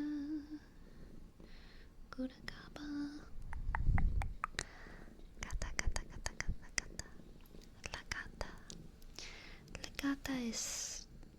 Lagata ist sehr schön. Lagata ist sehr schön. Richtig, richtig, richtig, richtig. Click around. Thank you, thank you, thank you, thank you, thank you, thank you, thank you, thank you, thank you. Thanks for gifting us up. Thank you, Brown. Up, shk, shk, a, click, r, sk, e, click, o, sk,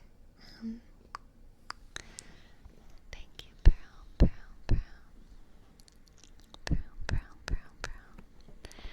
Shika, shika, shika, shika, shika, shika, shika, shika,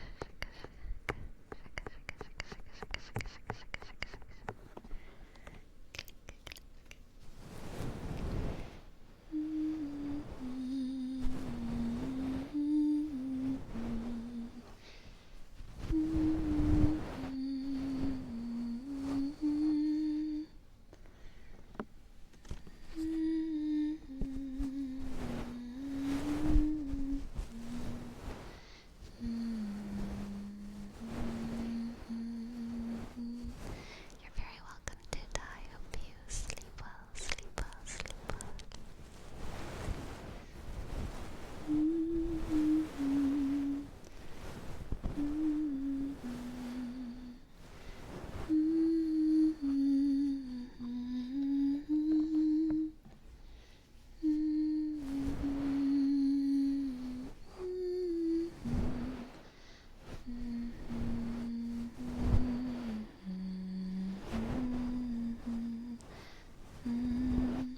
I can do another reading for you, JD.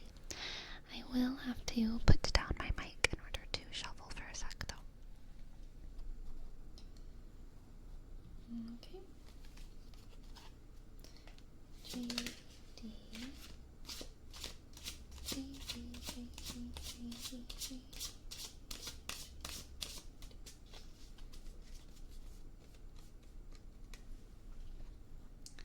I also just saw that there was a name trace I missed. For Sukri is your name trace.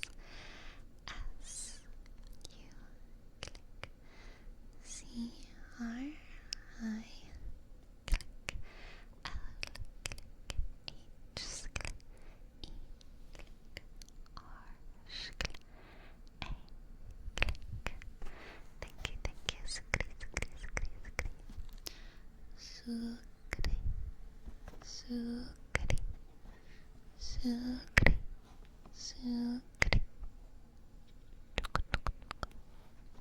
Okay, JD, let's see what the cards have for you, okay?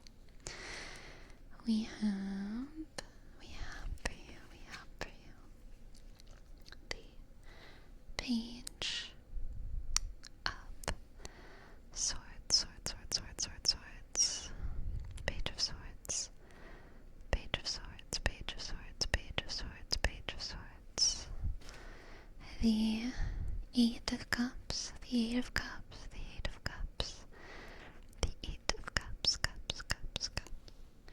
The Eight of Cups. The Eight of Cups.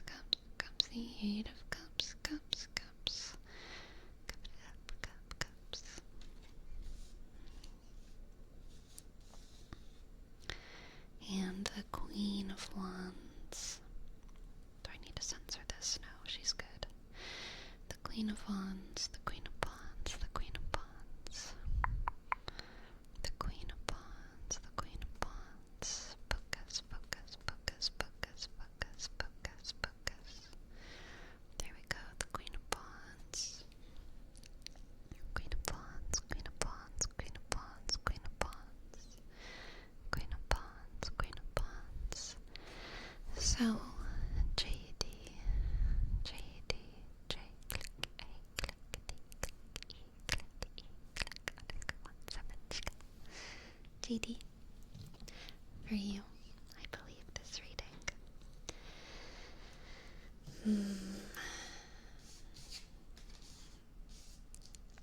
This reading is about you leaving something behind.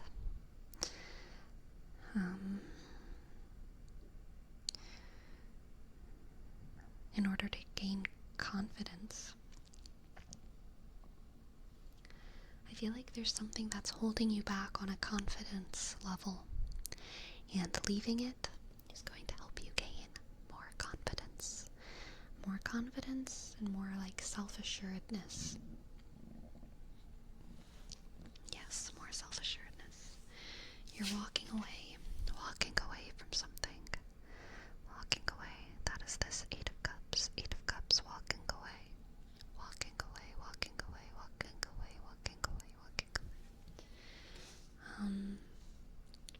From something that used to serve you and doesn't serve you anymore. Something that used to be good, but it's just not your path anymore. Okay? And then the Page of Swords.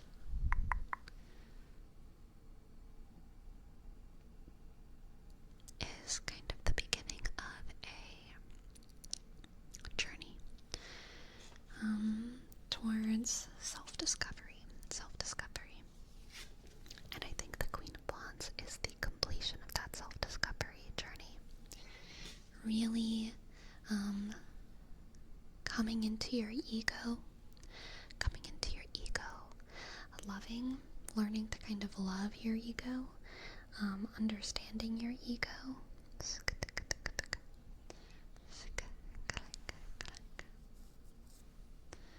Understanding your ego, and yeah, just like coming into yourself. A journey where you have to leave something behind to gain confidence.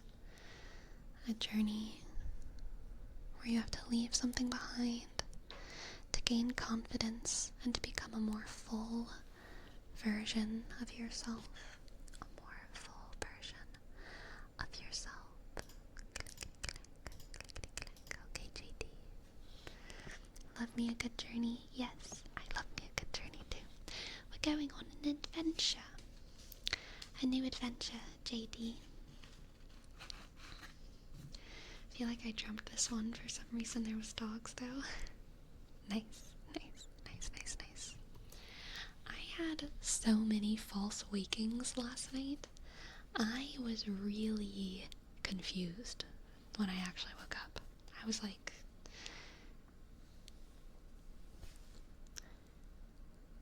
is this real though? False wakings? Yeah, like when you wake up within a dream,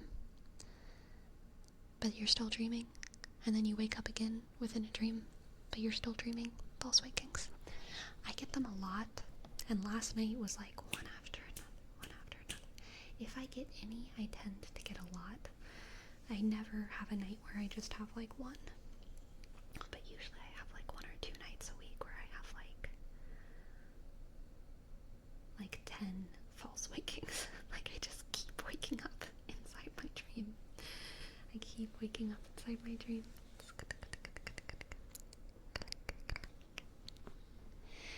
Yeah, Ryuk, it is kind of weird like that for sure.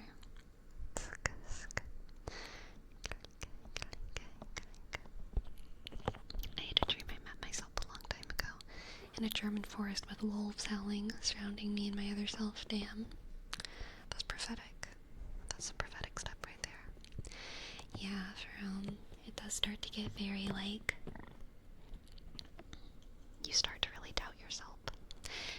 Last night in one of my false wakings, I woke up and I explained to someone else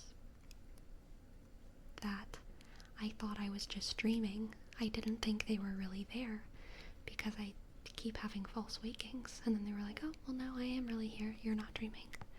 And I was like, okay, that's really nice. Cool. And then they weren't there. It was just a dream. And I explained it to them in my false waking.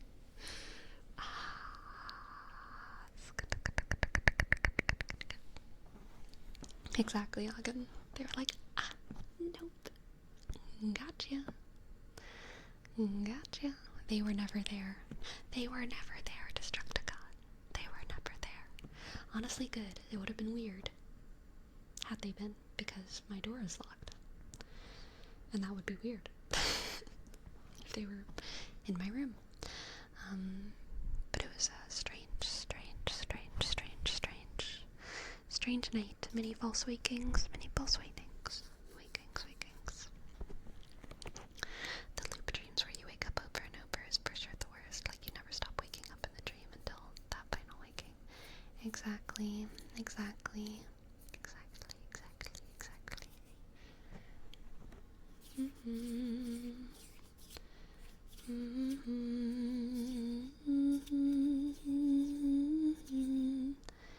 Good night to Jumpamaniac. I hope that you have a good day out there. Sleep well. I get paranoid. I don't lock my door properly, and I have to get up at night just to check my door, knowing full well I locked it. Yeah, that's how it is sometimes. I don't usually get that paranoid about my door, but I do get paranoid about my stove like that sometimes. Or blowing out a candle. Have you ever had a lucid nightmare? No, I have not. I've never had a lucid dream at all. I've never lucid dreamt.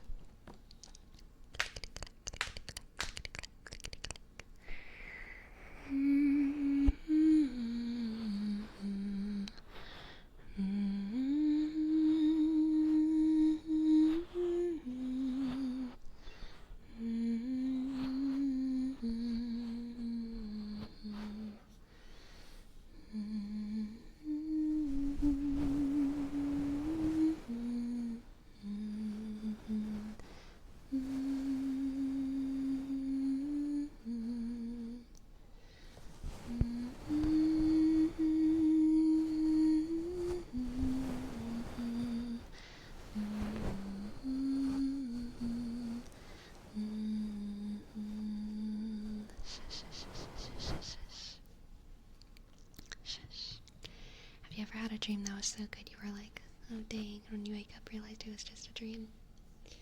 Oh yeah, especially when I was young. When I was little, I had so many Christmas dreams when it was not Christmas. So many Christmas dreams when it was not Christmas. So many.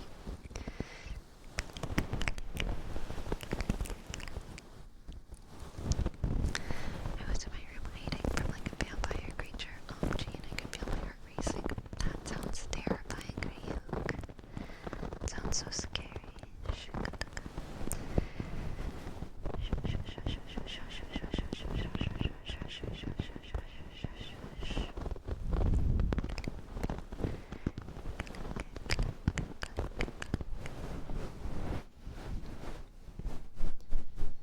I have a lot of like body horror dreams as well.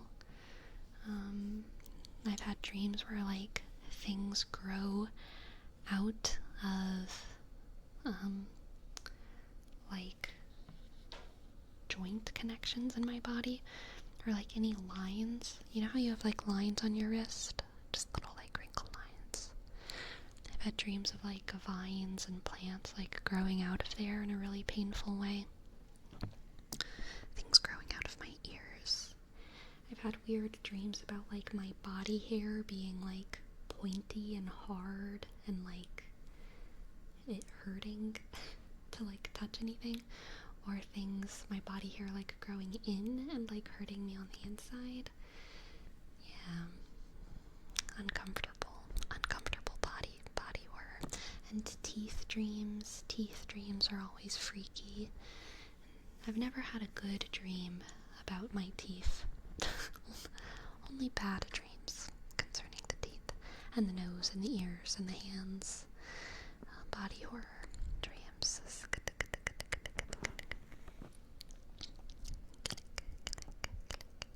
Welcome, Misk. Welcome in. And definitely just dreams about, like, disease in general. I feel like I've had, a lot of disease dreams. Dreaming about your teeth falling out is a bad omen. Uh-oh. New video idea, you swallowed a watermelon seed and now you have to help us pull out the vibes, and you just pull more sticks and end up sharpening from under the camera. Oh my goodness.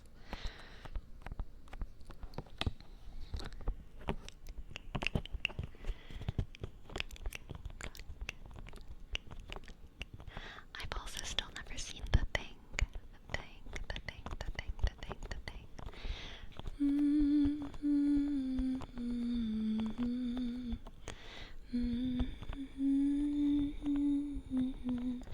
The worst, honestly, for me is whenever I have dreams about people and, like, a real person, where they just do something terrible in my dream. And then, like, I have to go back to real life and, like, I know I shouldn't feel any kind of way about them because obviously they didn't do anything. But every time I look at them, I, like, remember the dream, and I'm like, I'm so sorry that now I feel like I'm so sorry. I feel weird. I need to, like, give myself time for this dream to fade before I can, be chill with you. Be chill. It usually only happens to people who are, like, super present in my life. Like, it would never happen for, like, a stranger or, like, a coworker. Like, it happened growing up with my family, so it would be the kind of thing where, like, they were there when I woke up. Like, the next day at the breakfast table, where I, like, just woke up from a dream where they were, like, killing me or doing something really fucked up, like torturing a dog, and I had to watch. And I would just be like, I need, like, 5 hours. You know, I don't need a lot of time, but I need to, like, come back to reality a little bit before I can sit at this breakfast table. You know. It was never like I was holding grudges. It was more like I just needed a break psychologically from, like, having them in my world so that I could kind of come back to reality more fully.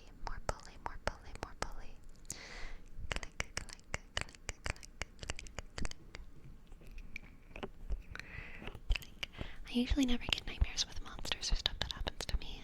Like, I've had them, but it's like the monsters in the other room. And I just don't care, just ask him to leave. But I have had some, which something bad happens to somebody I care about. Oh yeah, me too. Those are painful. And get an unexpected reaction from them, and those are the worst. I wake up with my heart beating. Oh, yes, I relate to that. For sure. Something that my family still laughs about. I think I might have told this story before, is that whenever I, like, graduated from preschool, there was, like, a little ceremony where all the kids had to sing a song about, like, 911, like, calling 911 for emergencies. Very weird song to sing for, like, a graduation, but whatever. We were, like, 4 years old or something. And, so I had been, like, memorizing this song about, like, calling 911. And the night before my graduation, I used to sleepwalk and sleep talk a lot. The night before my graduation, in my sleep, I got out of bed and ran into, like, the main room of the house and pointed and said really loudly, "Go away, monster, or I'm gonna call 911. And I still get teased for that one. Sometimes.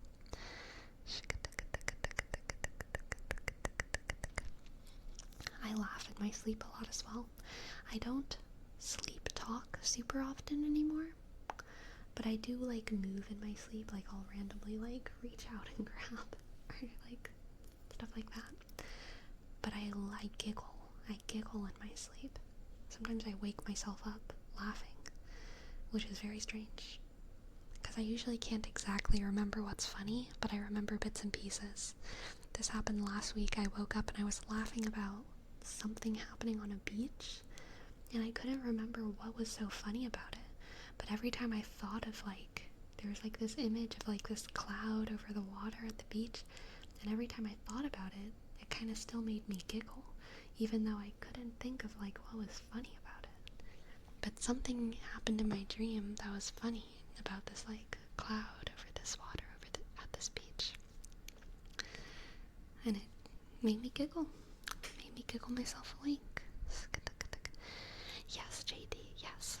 Even back home, before I moved out, I would have, reviews from my siblings saying, Tessa's scary. I heard her laughing in her sleep last night. So definitely, it has freaked people out. Or like at slumber parties and stuff when I was younger. For sure.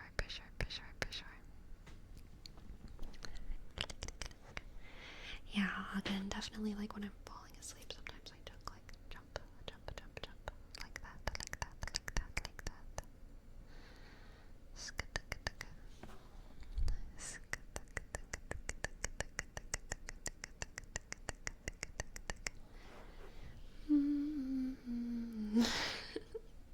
It's happening right now. I don't even know what I'm laughing about. Gosh, but I'm just like remembering a dream that I don't remember. It's funny. It's still funny to me.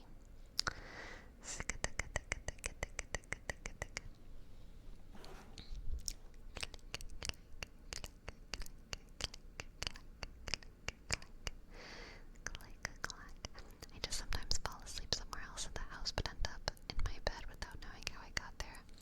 Yeah, for sure.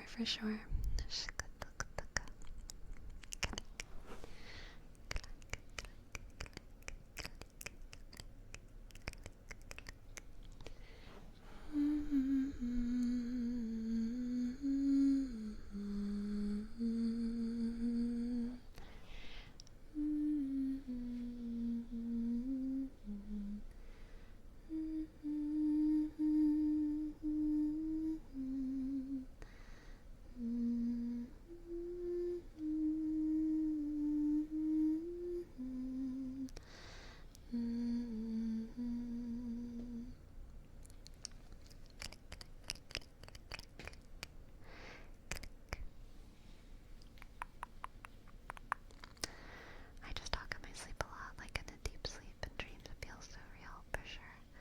Talk, and I've got myself doing it when I wake up. Yeah, definitely.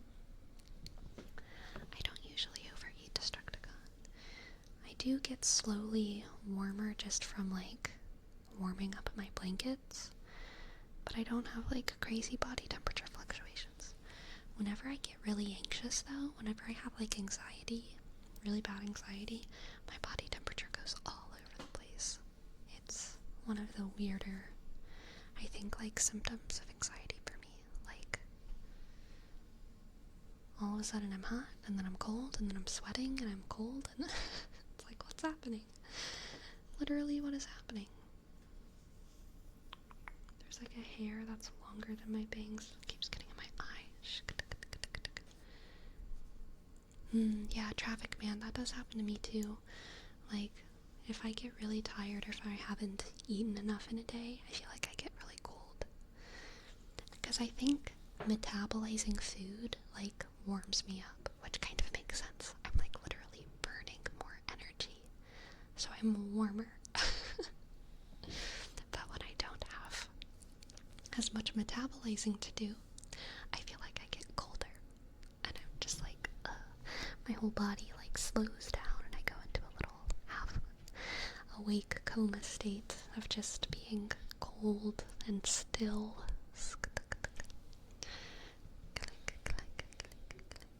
Exactly. Hibernating. Exactly.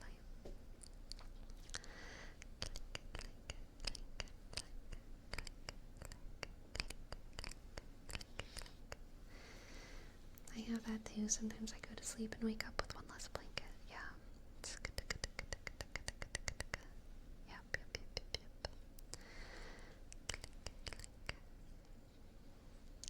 Hi David. Hi David. Welcome to the chat. Hello. Oh, cat has escaped. Cat has jumped off the lap. Farewell, cat. Farewell, cat.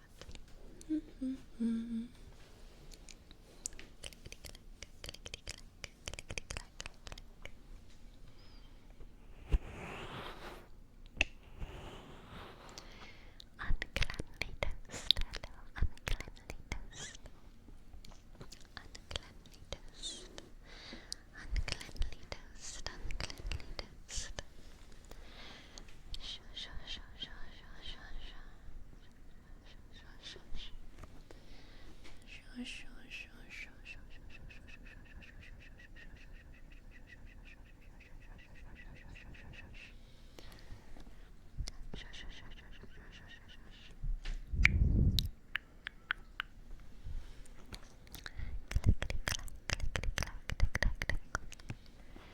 Clickety clack, tick tack, tingle. Clickety clack, tick tack. Tingle, tingle, tingle.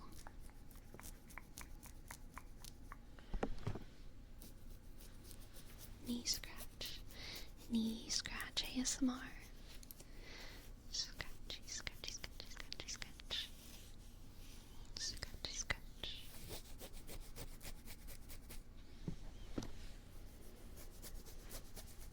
All y'all saying goodnight. We got like 4 minutes left. Scratch your knees. You got 4 minutes to scratch your knees with me.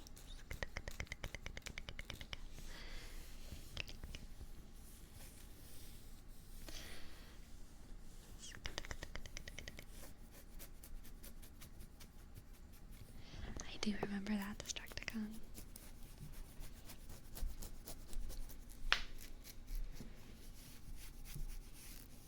Sketch, sketch, sketch. Aren't your knees itchy? Don't you have an itchy ease? Nitchy ease. Don't you have an itchy ease? Hello, welcome to the chat, welcome to the chat.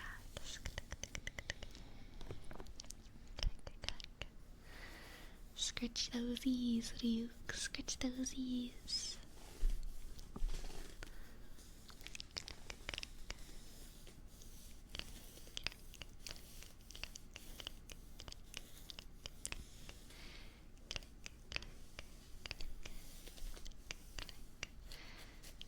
Good, Ryuk. I am mastering the ASMR psychological warfare. Don't you need to blink right now? Don't your eyes just like need to blink? Can't they? You just can't stop blinking your eyes, can you? I'm sorry. I'm sorry to leave on that note. I'm sorry to leave making you think about blinking your eyes.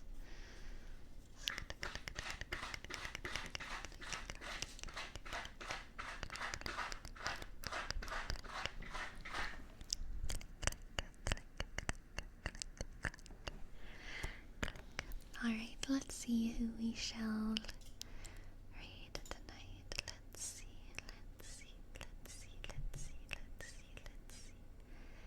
Let's see. Let's see. Looks like Moonling is ending.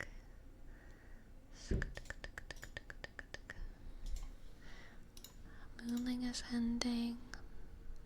Let's read Serenico. Serenico, Serenico, Serenico, Serenico. Serenico, Serenico. Sleepy, sleepy, sleepy, sleepy, sleepy. Y'all, I've had a wonderful night tonight. Thank you so much for spending time with me. Thank you so much for tingling. Like your life depends on it. Thank you, everyone. Sleepy, sleepy. Sleepy, sleepy. You're welcome, Duxman. Sleepy, sleepy. Sleepy, sleepy. Sleepy, sleepy. Sleepy, sleepy. I'll be back on Wednesday. We'll be dual streaming on YouTube again. So I'll see y'all then.